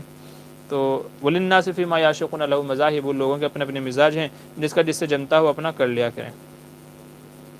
اچھا ہمارے پروگرام کو ہو گیا ہے 1 گھنٹہ 8 منٹ، ٹھیک ہے، تو میں 8 منٹ اور دے رہا ہوں، انشاءاللہ 8 منٹ کے بعد میں سوالوں کے جواب دینا بند کر دوں گا۔ تو اس لیے آپ حضرات سے گزارش ہے، یہ آخری سوال جو میں دیکھ رہا ہوں اپنی اسکرین پہ بلال خان کا ہے، عالم برزخ کے تعلق سے، تو آپ حضرات سے گزارش ہے کہ بس اس کے بعد کوئی سوال نہ کریں، اس کے بعد کوئی سوال نہ کریں، میں انہی سوالات کے جوابات دے دیتا ہوں، ٹھیک ہے۔ چلیے آگے چلتے ہیں۔ مہربان علی مفتی صاحب آپ رہنے والے کون سے ضلع کے ہیں؟ جی میرا تعلق تو ضلع سہارنپور سے ہے، ضلع سہارنپور یو پی سے ہے، ابھی فی الحال میں ممبئی کے اندر رہتا ہوں۔ مدثر خان کہہ رہے ہیں 2 بہنوں سے ایک وقت نکاح میں رکھنا اسلام میں کیوں منع کیا گیا ہے؟ جی 2 بہنوں سے منع کیا گیا، کیوں منع کیا گیا ہے یہ تو آپ اللہ تعالیٰ سے پوچھیں۔ بہرحال اللہ تعالیٰ کا حکم ہے وَأَن تَجْمَعُوا بَيْنَ الْأُخْتَيْنِ کہ 2 بہنوں کو ایک وقت میں ایک نکاح میں رکھنا اللہ تبارک و تعالیٰ کی طرف سے منع ہے۔ تو بس ایک مسلمان کا عقیدہ یہ ہے کہ جس چیز سے اللہ نے منع کر دیا ہے تو ہم کو رک جانا ہے۔ اب اس کی وجہ اگر آپ ہر چیز کی وجہ ڈھونڈنے جائیں گے تو پھر آپ پریشان ہو جائیں گے اور بہت سارے اعمال سے آپ متنفر یا منکر ہو جائیں گے۔ تو اس لیے ہمارا ایمان کیا ہے؟ آمنا و صدقنا، جیسا کہا گیا ہم کو، قرآن میں کہا گیا، حضور نے بتایا گیا، بس ہمارا وہ ایمان ہے، وجہ اس کی چاہے کچھ بھی رہی ہو۔ تو بہرحال قرآن میں اللہ تعالیٰ نے منع کیا ہے، تو اس لیے ہم کو یہ اس چیز سے رکنا ہے۔ اور اگر آپ کو اس کی وجہ تلاش کرنی ہے تو مولانا اشرف علی تھانوی کی ایک کتاب ہے احکام اسلام عقل کی نظر میں، احکام اسلام عقل کی نظر میں کتاب کا نام ہے، تو وہ کتاب آپ پڑھ لیجئے۔ تو اس میں ایسے سینکڑوں عمل بتائے گئے ہیں کہ ان کی یہ جو حکم دیا گیا ہے قرآن و حدیث میں، تو یہ کیوں ہے، تو اس کی عقلی وجہ بھی وہاں بتائی گئی ہے۔ تو ہو سکتا ہے کہ آپ کو اس سوال کا جواب بھی وہاں مل جائے، تو نیٹ سے آپ ڈاؤن لوڈ کر لیجئے کہ احکام اسلام عقل کی نظر میں۔ اچھا، فیروز رضا صغیر کہہ رہے ہیں حضرت آپ مولانا اشرف علی تھانوی صاحب کو مانتے ہیں یا نہیں؟ جی بھائی، میں ان کو اپنے اکابرین میں مانتا ہوں، مولانا اشرف علی تھانوی رحمۃ اللہ علیہ، میں ان کو اپنے اکابرین میں مانتا ہوں۔ فیاض عالم مفتی صاحب، آپ کا موبائل نمبر مل سکتا ہے کیا؟ جی ہاں مل جائے گا۔ واٹس اپ نمبر بتا دیجیے۔ جی میرا کال نمبر اور واٹس اپ نمبر دونوں ایک ہی ہے، آپ لکھ لیں 8923896749، 8923896749، یہ میرا نمبر ہے، آپ لکھ لیجئے۔ کال بھی کر سکتے ہیں، واٹس اپ بھی کر سکتے ہیں۔ بس میں بیان کریں، کیا شطرنج کھیلنے والے کو سلام کیا جائے یا نہیں؟ بھائی وہ تو پہلے ہی سے حرام عمل کے اندر مبتلا ہے، شطرنج کھیلنا گناہ ہے، حرام ہے، اور جو گناہ کے اندر ملوث ہو تو پھر ایسے شخص کو سلام نہیں کرنا چاہیے، تو ایسے لوگوں کو سلام کرنے سے بچنا چاہیے۔ آپ دیوبندی ہیں یا بریلوی ہیں؟ بھائی میں سمجھتا ہوں کہ میں اہل سنت والجماعت میں سے ہوں، چونکہ میں قرآن کو بھی مانتا ہوں، اللہ کو بھی مانتا ہوں، حدیث کو بھی مانتا ہوں، حضور کو بھی مانتا ہوں، آپ کے صحابہ کو بھی مانتا ہوں، تو دین جس طریقے سے ہے میں اسی طریقے سے مانتا ہوں، تو اس لیے میں اپنے آپ کو اہل سنت والجماعت میں شمار کرتا ہوں۔ اب دوسرا بندہ میرے نظریے سے کیا نظریہ رکھتا ہے اور اس کا گمان کیا ہے، تو اس کو میں پکڑ نہیں کر سکتا۔ البتہ ہاں اگر کوئی بتائے کہ بھئی میرا یہ طریقہ غلط ہے اور یہ چیز غلط ہے قرآن و حدیث سے، تو انشاءاللہ میں اس کی اصلاح کی کوشش کروں گا، ٹھیک ہے، میں اس کی اصلاح کی کوشش کروں گا اگر کوئی بتائے کہ یہ چیز غلط ہے۔ باقی میں اپنا شمار اہل سنت والجماعت میں سے کرتا ہوں۔ وجہ میں نے آپ کو بتا دی ہے کہ میں جو ضروریات دین ہیں، دین کی ضروریات ہیں جن پر عمل کرنا چاہیے یا عمل کرنا ضروری ہے، میں ان سب کو مانتا ہوں، سب کا اکرام کرتا ہوں، میں کسی کا انکار نہیں کرتا ہوں، ٹھیک ہے۔ ہاں جن چیزوں کا انکار کرنے کا حکم دیا قرآن و حدیث میں تو اس کی تو بات الگ ہے۔ تو اب آپ مجھے کیا سمجھتے ہیں، تو وہ آپ کا نظریہ ہے کہ نیک نے تو نیک جانا، بد نے بد جانا مجھے، ہر کسی نے اپنے پیمانے سے پہچانا مجھے۔ تو بہرحال کہہ رہے مدثر خان، نہیں امی کے حصے کی نماز، امی کے حصے کی نماز نہیں، امی کے حصے کی نماز آپ نہیں پڑھیں گے بھائی۔ امی اگر گزر گئی ہیں یا والدہ گزر گئی ہیں، اگر حیات ہیں تو خود پڑھیں گے، لیکن اگر وہ گزر گئی ہیں، ان کا انتقال ہو گیا، تو ان کے حصے کی نماز آپ نہیں پڑھیں گے۔ ہاں ان کی نمازوں کا فدیہ دیا جا سکتا ہے، ان کی طرف سے نمازیں نہیں پڑھ سکتے، وہ چاہے ماں ہو چاہے کوئی اور ہو۔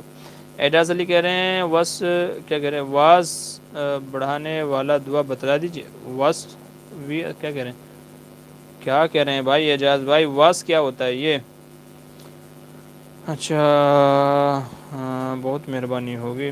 اچھا حضرت جشن عید میلاد منانا کیسا ہے؟ فیروز بھائی ہم تو نہیں مناتے حضور کا جشن میلاد، ہم نہیں مناتے۔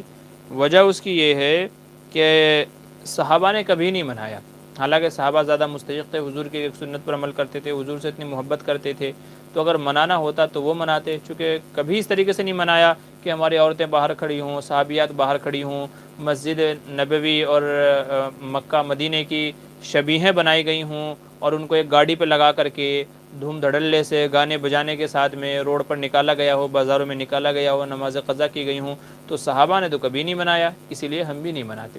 رہ گئی بات حضور کا ذکر خیر کرنے کی، تو وہ ہم سے زیادہ کوئی نہیں کرتا۔ حضور کا ذکر مبارک کرنا وہ انشاءاللہ دعوے کے ساتھ ہے کہ حضور کا ذکر خیر ہم سے زیادہ کوئی نہیں کرتا، ہم سے زیادہ درود حضور پر کوئی نہیں پڑھتا، تو اس لیے حضور کا ذکر خیر کرنا الگ ہے اور حضور پر درود پڑھنا الگ ہے، اور اس طرح کے خرافات کرنا الگ ہے۔ انشاءاللہ جو بندہ دونوں چیزوں میں فرق سمجھ جائے گا وہ خود ہی مسئلہ سمجھ جائے گا صحیح کیا ہے غلط کیا ہے۔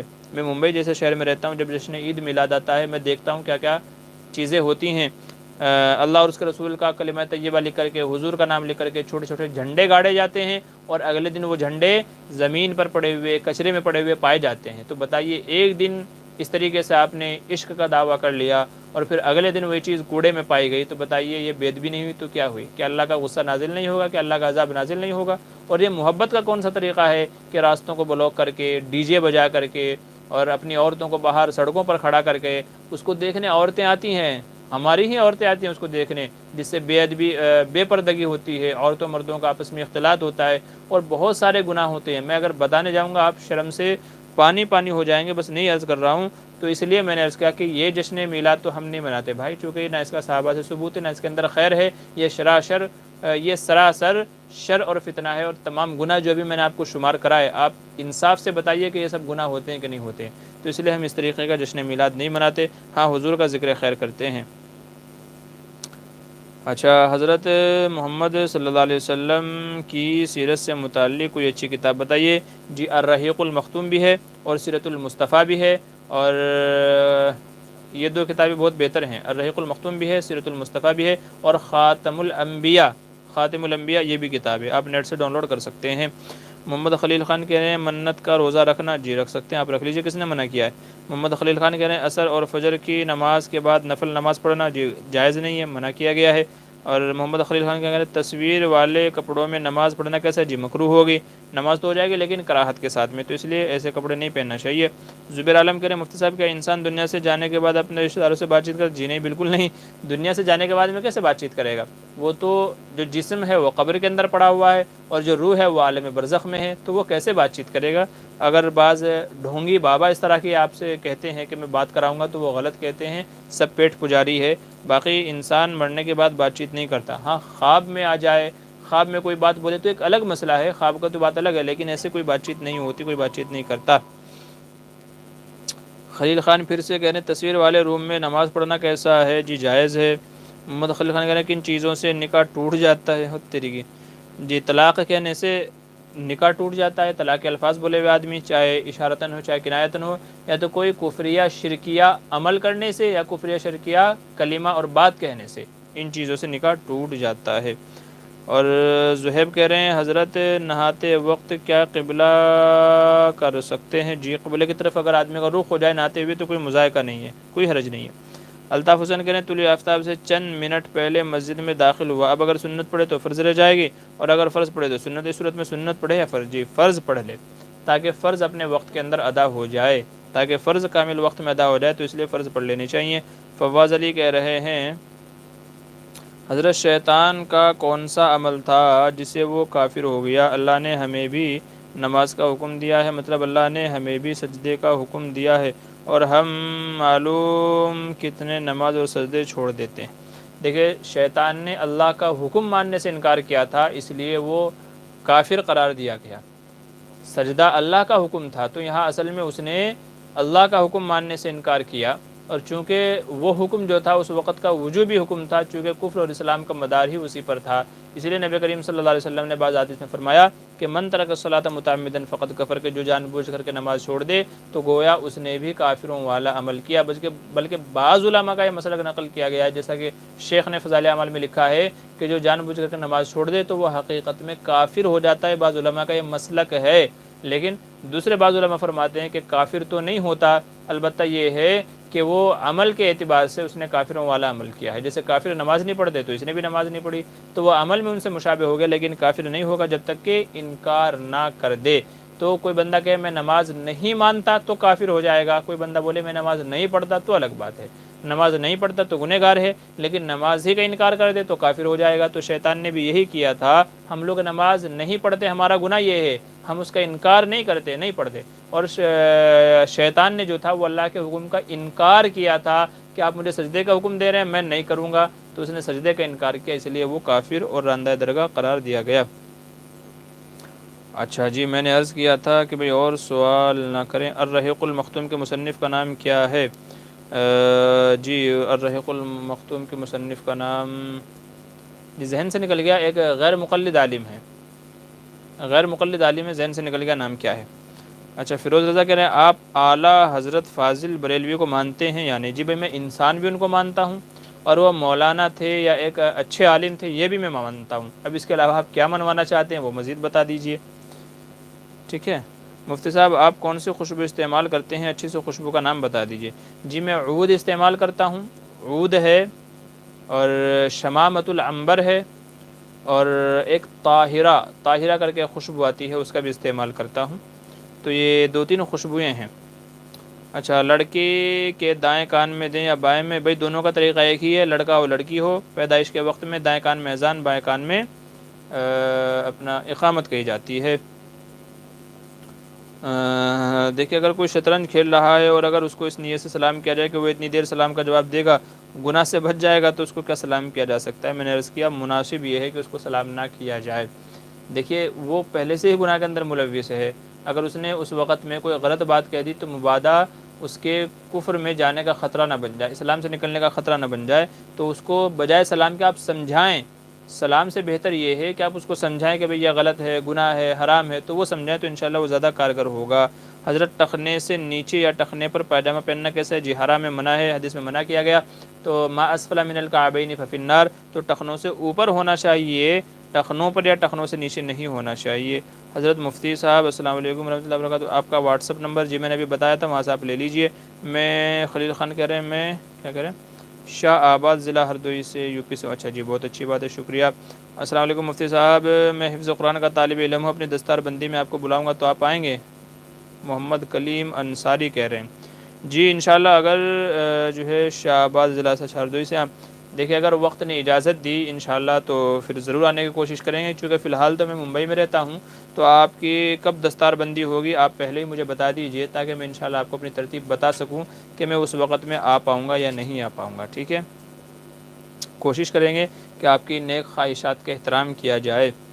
مدثر خان کہہ رہے ہیں نکاح میں خطبہ نہ پڑھا جائے نکاح ہو جائے گا؟ جی ہاں نکاح ہو جائے گا، کوئی مسئلہ نہیں ہے، خطبہ سنت ہے، فرض واجب نہیں ہے۔ محمد زہیب کہہ رہے ہیں حضرت آپ ماشاءاللہ ہو حضرت، کچھ اچھی صحت بنانے کی ٹپس کچھ اچھی صحت بنانے کی ٹپس؟ بھائی جم وم جایا کرو، اچھے کھایا کرو، پروٹینس وٹامنس جس کے اندر ہیں، تو اس طرح کی غذائیں کھایا کرو تو انشاءاللہ اس سے صحت بنے گی۔ دودھ ہے اور ڈرائی فروٹ ہے، فروٹس ہیں اور ایکسرسائز ہے، تو یہ چیزیں ایسی ہیں کہ جو اچھی صحت کے لیے، ہیلتھ کے لیے بڑی معاون اور مفید ہیں، تو انشاءاللہ اس سے وہ ہوگا، صحت بنے گی۔ اچھا آگے چلیے، کیا کہہ رہے ہیں؟ اچھا عارف ملک، عامل حضرات عملیات میں لیموں اور کھانے پینے کی چیزوں کا اتارا کرتے ہیں پھر ان کو پھینکوا دیتے ہیں، کیا طریقہ علاج درست ہے جبکہ اس میں رزق کا ضائع کرنا لازم آ رہا ہے؟ جی آپ کی بات بالکل درست ہے، ایسے عاملوں سے بچنا چاہیے، ایسے عاملوں سے بچنا چاہیے۔ اچھا کیا کہہ رہے ہیں اور آگے؟ محمد ہارون حضرت شب برات کا روزہ رکھنا کیسا ہے وضاحت فرما دیجئے؟ جی اس کی گنجائش ہے، 15 شعبان کا روزہ رکھا جا سکتا ہے، انشاءاللہ امید ہے ثواب ملے گی۔ محمد نعمان ہر ہفتے کیا کہہ رہے ہیں، ہر ہفتے وقت کا خیال رکھنے کا کہا جاتا ہے، آپ لوگ مانتے کیوں نہیں ہیں؟ بھائی مفتی صاحب کا بہت بڑا ہم پر احسان ہے کہ وقت کا خیال۔ جی شکریہ جزاک اللہ بھائی نعمان، آپ نے بالکل درست کہا، میں نے پہلے ہی کہا تھا کہ دیکھیے ابھی بھی 1 گھنٹہ 22 منٹ ہو چکے ہیں اور وقت اگر آپ دیکھیں تو 10:30 10:40 ابھی ہو رہے ہیں، تو اس لیے معذرت کے ساتھ میں تھوڑا مجھے بھی اجازت دیجیے، ابھی کھانا پینا بھی باقی ہے اور دوسری ضروریات بھی ہیں، تو اس لیے اجازت دیجیے، زیادہ لوگ اب سوال نہ کیجیے، میں انشاءاللہ بس یہ پروگرام مکمل کر رہا ہوں، تو وقت کا خیال رکھا کیجیے۔ بھائی نعمان نے بہت اچھی بات کی ہے، جزاک اللہ خیر۔ I T V all things video کہہ رہے ہیں جی مفتی صاحب کسی لڑکے نے کسی لڑکی کو شادی سے پہلے بوسہ کریں تو ان دونوں نے شادی کرے تو وہ جائز ہے نہیں؟ دیکھیں شادی سے پہلے چونکہ غیر محرم ہے تو ایک دوسرے کو دیکھنا، بات چیت کرنا، بوسہ دینا یہ ناجائز ہے، لیکن اگر ایسے لوگ شادی کر لیں تو یہ تو بڑی اچھی بات ہے، بڑی عمدہ بات ہے کہ بجائے اس کے کہ وہ حرام کرتے حلال انہوں نے اختیار کر لیا، تو اچھی بات ہے کہ وہ شادی کر لیں، تو شادی ہو جائے گی۔ پہلے بوسہ لیا تھا تو اس سے کوئی فرق نہیں پڑے گا، کسی کے درمیان میں اللہ نہ کرے زنا ہو گیا تھا پھر وہ شادی کے بندھن میں بن جاتے ہیں تو بھی اچھی بات ہے، وہ زنا ہوا الگ بات ہے، گناہ ہوا حرام ہوا الگ بات ہے، بوسہ دیا گناہ ہوا حرام ہوا الگ بات ہے، لیکن ان دونوں کے آپس میں شادی ہو جائے گی، بلکہ میں تو کہتا ہوں کہ ایسے لوگوں کو شادی کر لینی چاہیے تاکہ کم از کم گناہ سے اور حرام سے بچ کر کے وہ حلال کے بندھن میں بندھ جائیں۔ اچھا چلیے آگے، حمد ہارون اور روزہ رکھنا ضروری ہے کیا؟ جی 15 شعبان میں روزہ رکھنا ضروری نہیں ہے، مستحب ہے، رکھ لیں تو اچھی بات ہے، نہ رکھیں تو کوئی گناہ نہیں۔ کلیم انصاری کیا کہہ رہے ہیں؟ السلام علیکم، میں مفتی، اچھا آپ کو بلائیں گے؟ جی انشاءاللہ ضرور، میں نے آپ سے عرض کیا آپ بتا دیجیے گا مجھے پہلے ہی 10-15 دن پہلے بتا دیجیے کم از کم، تاکہ انشاءاللہ میں آپ کو شیڈول بتا سکوں۔ محمد خلیل خان کہہ رہے ہیں کن جگہ پر ہنسنا منع ہے؟ بھائی مسجد میں نہیں ہنسنا چاہیے، قرآن پڑھتے ہوئے نہیں ہنسنا چاہیے، نماز پڑھتے ہوئے نہیں ہنسنا چاہیے، قبرستان میں نہیں ہنسنا چاہیے، اور ایسے ہی بیت الخلاء میں جاتے ہوئے نہیں ہنسنا چاہیے، تو یہ کچھ مواقع ایسے ہیں جہاں پر ہنسنا نہیں چاہیے، لیکن ایک جو پوسٹ چلی ہوئی ہے کہ اگر ان مواقع پر کوئی ہنستا ہے تو 26 مرتبہ زنا کرنے سے زیادہ برا ہے. یاد رکھیے ایسا نہیں ہے, قرآن و حدیث میں ایسا کہیں نہیں لکھا ہے. تو ہنسنا نہیں چاہیے الگ بات ہے, لیکن کوئی ہنس دے تو 26 مرتبہ زنا سے بھی بڑا اس کا گناہ ہو جائے تو یاد رکھیے ایسا نہیں ہے. یہ جہالت پر مبنی پوسٹ پر جو ہے چلائی جا رہی ہے. تو اس طرح کی پوسٹ جن کا ثبوت قرآن و حدیث سے نہ ہو تو اس طرح کی پوسٹیں پھیلانے سے بچنا چاہیے. اچھا, اور کیا کہہ رہے ہیں, الرحیق المختوم بھائی صفی الرحمان, جی صفی الرحمان مبارک پوری کی ہے. جی صحیح ہے, شکریہ جزاک اللہ رہنمائی کے لیے. خالد بھائی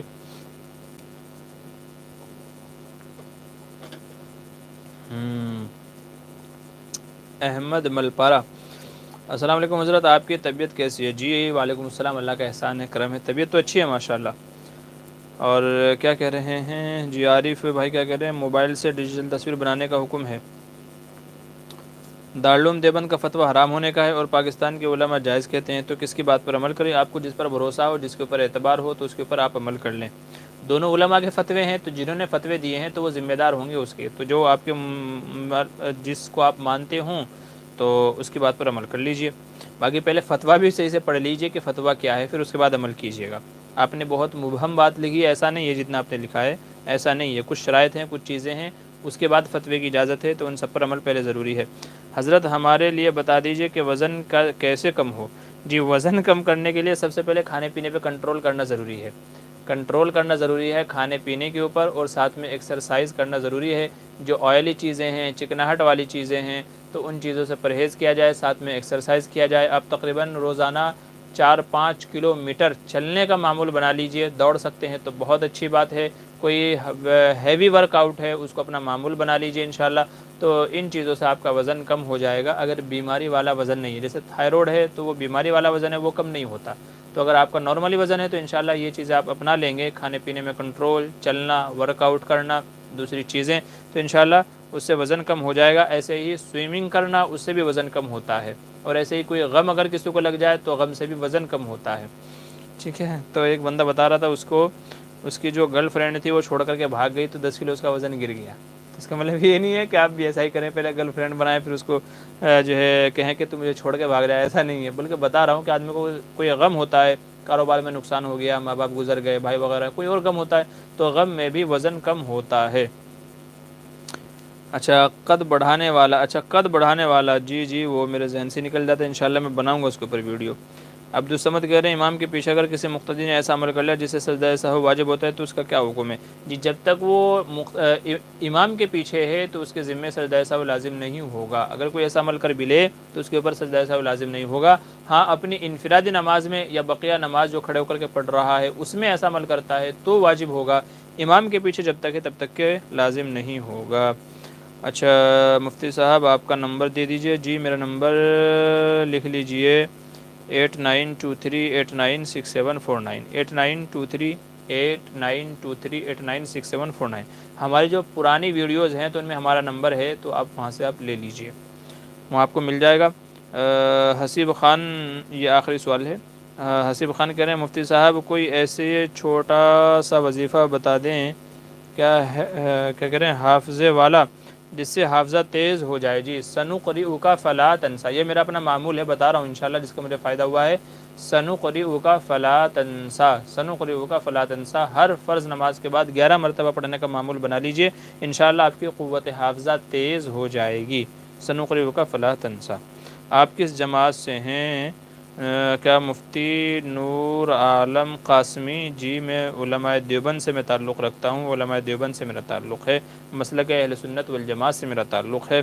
عارف ملک کہہ رہے ہیں مفتی صاحب میں سمجھ سکتا ہوں آپ کا وقت کتنا قیمتی ہے, جاتے جاتے ایک اچھا سا لطیفہ سناتے جائیں معذرت کے ساتھ میں. اچھا مفتی صاحب کیا تراویح کی 8 رکعات بھی پڑھ سکتے ہیں؟ جی نہیں, تراویح کی 8 رکعات نہیں ہیں. علماء اہل سنت والجماعت کے نزدیک 20 ہی رکعتیں ہیں. حرمین میں آج تک یہی 8 رکعتیں 20 رکعتیں ہوتی ہیں, تو 8 رکعت نہیں ہیں, 20 ہی رکعتیں, تو 20 ہی رکعت پڑھنی چاہیے. 8 رکعت پڑھنے والے آدھی نماز پڑھ کر کے جاتے ہیں, ادھوری نماز پڑھ کے جاتے ہیں, تو صحیح 20 ہی رکعت ہے, جو حضور صلی اللہ علیہ وسلم سے پڑھنا بھی ثابت ہے. بعض ضعیف روایت میں حضرت عمر رضی اللہ عنہ کا یہی عمل ہے, اور تمام صحابہ کا بے اتفاق ہے, تمام صحابہ 8 کے بجائے 20 رکعتیں صحابہ پڑھتے تھے. اسی پر آج تک امت کا تعامل چلا رہا ہے، اور حرمین میں آج تک مکہ مدینہ میں 20 رکعتیں ہوتی ہیں، تو اس لیے سنت 20 رکعتیں ہیں، انہیں کو پڑھنا چاہیے۔ اچھا جی، چلیے کہتے ہیں کہ کوئی اچھا سا لطیفہ اور کوئی اچھا سا لطیفہ سناتے جائیں۔ لطیفہ چلیے سنا دیتا ہوں آج آپ کو ایک لطیفہ۔ کہتے ہیں کہ بیویوں کی ایک عادت یہ ہوتی ہے، آپ نے سن رکھا ہوگا لیکن پھر بھی سنا دیتا ہوں۔ بیویوں کی ایک عادت یہ ہوتی ہے کہ اپنے شوہر میں کوئی بھی خوبی دیکھیں، کوئی بھی اپنے شوہر میں خوبی دیکھیں تو اس کا اقرار نہیں کرتی، بلکہ کہیں نہ کہیں عیب اور نقص نکال لیتی ہیں۔ تو کہتے ہیں کہ ایک بڑے اللہ والے تھے، بڑے بزرگ تھے، تو ان کی بیوی ان کی قدر نہیں کرتی تھی۔ یہ کہتی تھی تم کیا اللہ والے ہو، تمہارے اندر تو کچھ بھی نہیں ہے، تم کو تو کچھ بھی پتہ نہیں ہے۔ تو اس طریقے سے ان کی ناقدری کیا کرتے تھے۔ تو ایک دن انہوں نے کیا کیا کہ ہوا میں اڑ کے وہ اپنے گھر آئے، ہوا میں اڑ کے اپنے گھر آئے۔ تو سب لوگ دیکھ رہے تھے بھائی کوئی اللہ والا ہے جو ہوا میں اڑ رہا ہے۔ اتفاق سے جو ان کی گھر والی تھی اس نے بھی دیکھا، لیکن سمجھ میں نہیں آیا کہ میرے شوہر ہیں۔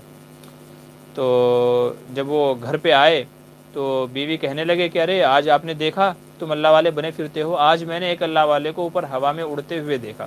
بولے اللہ والے تو اسے کہتے ہیں، بزرگ تو انہیں کہتے ہیں کہ وہ ہوا میں اڑ رہے تھے، تمہارا کیا ہے، تم کہتے ہو میں بھی اللہ والا ہوں، اللہ والا ہوں، تم کچھ کرتے تو ہے نہیں۔ تو وہ کہنے لگے بزرگ کہ وہ ہوا میں جو اڑ رہا تھا نا پگلی، وہ میں ہی تھا۔ تو بیوی کہنے لگی اچھا تبھی ٹیڑھے ٹیڑھے اڑ رہے تھے، تبھی ٹیڑھے ٹیڑھے اڑ رہے تھے۔ آپ نے ایک کہاوت سنی ہوگی نا کہ اچھا تبھی ٹیڑھے ٹیڑھے اڑ رہے تھے۔ تو اصل میں اس کا پس منظر یہ ہے، کہنے کا مطلب یہ ہے کہ بیوی وہ شخصیت ہے کہ جو آپ کی خوبیوں کا کبھی اعتراف نہیں کرتی، کبھی آپ کی خوبیوں کا اعتراف نہیں کرتی، بیوی ہے۔ اچھا ایسے ہی کہتے ہیں کہ ایک شخص جو ہے مسجد میں بیان سن رہا تھا، تو امام صاحب نے کہا کہ بھائی لوگوں آپ کو پتہ ہے کہ وہ عورت کہ میری زندگی کے خوبصورت پل جس کی باہوں میں گزرے، جس کے آغوش میں گزرے، وہ میری بیوی نہیں تھی، وہ میری بیوی نہیں تھی۔ میری زندگی کے خوبصورت لمحے جس عورت کے پاس میں گزرے، جس کی باہوں میں گزرے، تو وہ میری بیوی نہیں تھی۔ تو لوگ سب سکتے میں، حیرت میں، یہ کیا کہہ رہے ہیں، بیوی کے علاوہ اور کون ہے ایسی جس کے پاس میں خوبصورت لمحے گزرے ہوں؟ پھر امام صاحب نے بتایا بطور مذاقیہ کہ بھئی وہ میری ماں تھی، میری والدہ تھی۔ اب انہی میں سے ایک آدمی تھا، کہتے ہیں نا کہ نقل کے لیے بھی عقل چاہیے ہوتی ہے، تو کچھ بے عقل لوگ ہوتے ہیں جو ہر بات کو ہر جگہ چسپاں کر دیتے ہیں۔ تو وہ بندہ اپنے گھر آیا، بیوی کچن میں تھی، کام کر رہی تھی، کھانا وغیرہ بنا رہی تھی، تو بیوی سے آ کر کے کہنے لگا آج بیوی سے مذاق کرتا ہوں۔ تو بیوی کے پاس آ کر کے جو ہے کہنے لگا بیگم تم کو پتہ ہے؟ بولے کیا؟ بولے تم کو پتہ ہے کہ وہ عورت جس کی زندگی میں میرے خوبصورت لمحے گزرے ہیں، جس کی باہوں میں، جس کے آغوش میں، وہ تم نہیں تھی۔ بس اتنا ہی سننا تھا کہ بیوی نے سر میں بیلن مارا، پھر جو ہوش آیا ہے تو وہ 3 دن کے بعد آیا ہے، جو ہوش آیا ہے تو وہ 3 دن کے بعد ہوش آیا ہے۔ تو اس لیے کہتے ہیں کہ بھائی جو ہے کوئی بھی بات کہنے سے پہلے سچویشن دیکھ لینی چاہیے، اور بات کو کریٹیکل کر کے نہیں بتانی چاہیے، بلکہ پہلے سمجھنا چاہیے، اور یہ بھی دیکھنا چاہیے کہ سامنے والا اس کو سمجھتا بھی ہے کہ نہیں، کہیں ایسا نہ ہو کہ اگلا سینٹنس پورا کرنے سے پہلے آپ ہاسپٹل پہنچ جائیں۔ تو اس لیے باتوں کو نقل کرنے کے لیے بھی عقل چاہیے ہوتی ہے۔ تو بہرحال آپ نے گزارش کی تو میرے ذہن میں فی الحال یہی تھا۔ اچھا ہاں، ایک اور لطیفہ اسی سے یاد آیا۔ تو کہتے ہیں کہ ایک مرتبہ امام صاحب نے مسجد میں بیان کیا کہ بھئی جو ہے بیوی ہماری بڑی خیرخواہ ہوتی ہے، ہمدرد ہوتی ہے، ہمارے کپڑے وغیرہ دھوتی ہے، کھانا بناتی ہے، بچوں کی دیکھ ریکھ کرتی ہے، دیکھ بھال کرتے ہیں، تو بیوی کی تعریف کر دیا کریں، اور اسپیشلی وہ کھانے کی ضرور تعریف کر دیا کریں، کھانے کی تعریف ضرور کر دیا کریں، تاکہ وہ جو بیچاری گھنٹوں کچن میں رہتی ہے، کھانا بناتی ہے، گرمی میں، دھوپ میں، اور ایسے ہی دھوئیں وغیرہ میں، تاکہ اس کی محنت اس کو وصول ہو جائے، اس کو اچھا لگے، اس کو خوشی ہو، تو اس کے کھانے کی تعریف کر دیا کریں۔ اب مجمع میں ایک شخص ایسا تھا کہ جس نے کبھی زندگی میں اپنی بیوی کے کھانے کی تعریف نہیں کی تھی، تو امام صاحب کا بیان سن کر کے بڑا متاثر ہوا، کہنے لگا یار آج تو گھر جا کے بیوی کی تعریف کروں گا کھانے کی۔ تو اتفاق سے گھر میں دال بنی ہوئی تھی۔ اب یہ بندہ آیا امام صاحب کا بیان سننے کے بعد میں، اور دال کھاتے ہوئے ہر لقمے پہ کہہ رہا سبحان اللہ کیا ٹیسٹ ہے، واہ واہ ماشاء اللہ کیا ٹیسٹ ہے، تو ہر لقمے پہ سبحان اللہ ماشاء اللہ کہہ رہا ہے۔ اب جب بیوی کی قوت برداشت جواب دے گئی تو گھر میں سے، کچن میں سے بیلن لے کر کے آئی اور سر میں مارا کھینچ کر کے، کہنے لگے روزانہ میں تمہیں جو ہے چکن بنا کے دیتی ہوں، سالن بنا کے دیتی ہوں، پلاؤ بنا کے دیتی ہوں، اچھے اچھے کھانے بنا کے دیتی ہوں، کبھی تعریف نہیں کرتی، آج پڑوسن کے یہاں سے دال آ گئی ہے تو تم تعریف کر رہے ہو۔ سمجھ گئے؟ تو آج پڑوسن کے یہاں سے دال آ گئی ہے تو اس پہ اتنی تعریفیں، اور میں روزانہ اتنے اچھے اچھے بنا کے کھلاتے ہوں تو کبھی تعریف نہیں کرتے ہو۔ اچھا تو یہ لو پھر، تو بہرحال جم کے دھلائی کی۔ تو عرض کرنے کا مطلب یہ ہے کہ تعریف کرنے سے پہلے ایک بار پوچھ لیا کریں کہ کہیں یہ کھانا پڑوسی کے یہاں سے تو نہیں آیا ہے، تو کہیں آپ کے ساتھ بھی ایسی کوئی سچویشن پیش نہ آ جائے۔ تو بہرحال ہنسنا بھی چاہیے، کیونکہ ہنسنا بھی صحت کے لیے اچھا ہے۔ تو پڑوسن کی دال، جی ہاں ٹھیک ہے، پڑوسن کی دال۔ اچھا آئی ٹی وی کیا کہہ رہے ہیں مفتی صاحب، اب دارالعلوم میں داخلے کے بارے میں ایک ویڈیو ضرور بنائیے۔ جی انشاءاللہ ضرور بناؤں گا، ٹھیک ہے جی۔ مشرف انصاری کہہ رہے ہیں جی آرام کا وقت دے دیجیے، جی شکریہ جزاک اللہ۔ مفتی صاحب کتنی مقدار میں الکوہل ملا ہوا ہو تو استعمال کر سکتے ہیں؟ جی دوائی وغیرہ میں تو اجازت ہے، باقی چیزوں میں الکوہل کا استعمال نہیں کرنا چاہیے۔ دوائی میں جو ہے اجازت ہے، البتہ دوائی میں اتنا نہ ہو کہ جس سے بے ہوشی طاری ہو جائے، یعنی زیادہ پرسنٹ اگر جو ہے الکوہل کا استعمال ہے تو پھر ایسی دوائیوں سے بچنا چاہیے، ان کا الٹرنیٹ دوائی آپ کو استعمال کرنی چاہیے۔ بزم بیان کہہ رہے ہیں مفتی صاحب ماشاءاللہ آپ کم عمری میں یہ بہت بڑا کام کر رہے ہیں، اللہ رب العزت آپ کے حوصلے کو قائم و دائم رکھے۔ جی شکریہ جزاک اللہ، آپ کی محبتوں کا بھی بہت بہت شکریہ، اللہ تعالیٰ آپ کے حسن ظن کو قائم رکھے، آپ کی محبتوں کو ایسے ہی باقی رکھے، اور اللہ تعالیٰ ایسی دین کی خدمت لیتا رہے۔ ٹھیک ہے، تو چلیے آج کا جو ہمارا پروگرام تھا ماشاءاللہ بڑا کامیاب رہا، ہنسنا ہنسانا بھی ہو گیا ہے۔ تو پھر ملتے ہیں اگلے ہفتے انشاءاللہ لائیو پروگرام کے اندر، تب تک کے لیے آپ سب حضرات اچھے سے رہیں، خیریت سے رہیں۔ شعبان کا مہینہ چل رہا ہے تو عبادتوں کو زیادہ کریں، تلاوت کا، نماز کا، جو نمازیں قضا ہو گئی ہیں ان کو ادا کرنے کا اہتمام کریں، روزے وغیرہ رکھیں، تو زیادہ سے زیادہ عبادت کا اہتمام کریں، چونکہ ہمارے پیارے سرکار دو عالم صلی اللہ علیہ وسلم کا یہی معمول تھا۔ تو اس لیے عبادتوں کا اہتمام کریں اور اللہ سے دعا بھی کریں کہ رمضان کا بابرکت جو موقع مہینہ آ رہا ہے وہ ہم سب کو میسر ہو جائے۔ تو اس لیے اپنے اس وقت کو کامیاب بنائیں، چونکہ زندگی ہے آج تو سب کچھ ہے، کل کو زندگی نہیں رہے گی تو پھر ہم کچھ نہیں کر سکتے۔ تو اس لیے زندگی دی ہے تو اس کا فائدہ اٹھائیں، اس کو کامیاب بنائیں۔ حدیث میں آپ صلی اللہ علیہ وسلم نے ارشاد فرمایا کہ عقل مند وہ شخص ہے جو مرنے سے پہلے مرنے کی تیاری کر لے۔ تو ہم کو عقل مند بننا ہے، بے وقوف نہیں بننا ہے۔ تو اس لیے آج موقع ہے تو زیادہ سے زیادہ اعمال کا ذخیرہ اپنے ساتھ میں لے لیں، ٹھیک ہے۔ تو اللہ تعالیٰ مجھے بھی اور آپ کو بھی عمل کی توفیق نصیب فرمائے، اعمال صالحہ کی توفیق نصیب فرمائے، آمین ثم آمین۔ السلام علیکم ورحمۃ اللہ وبرکاتہ۔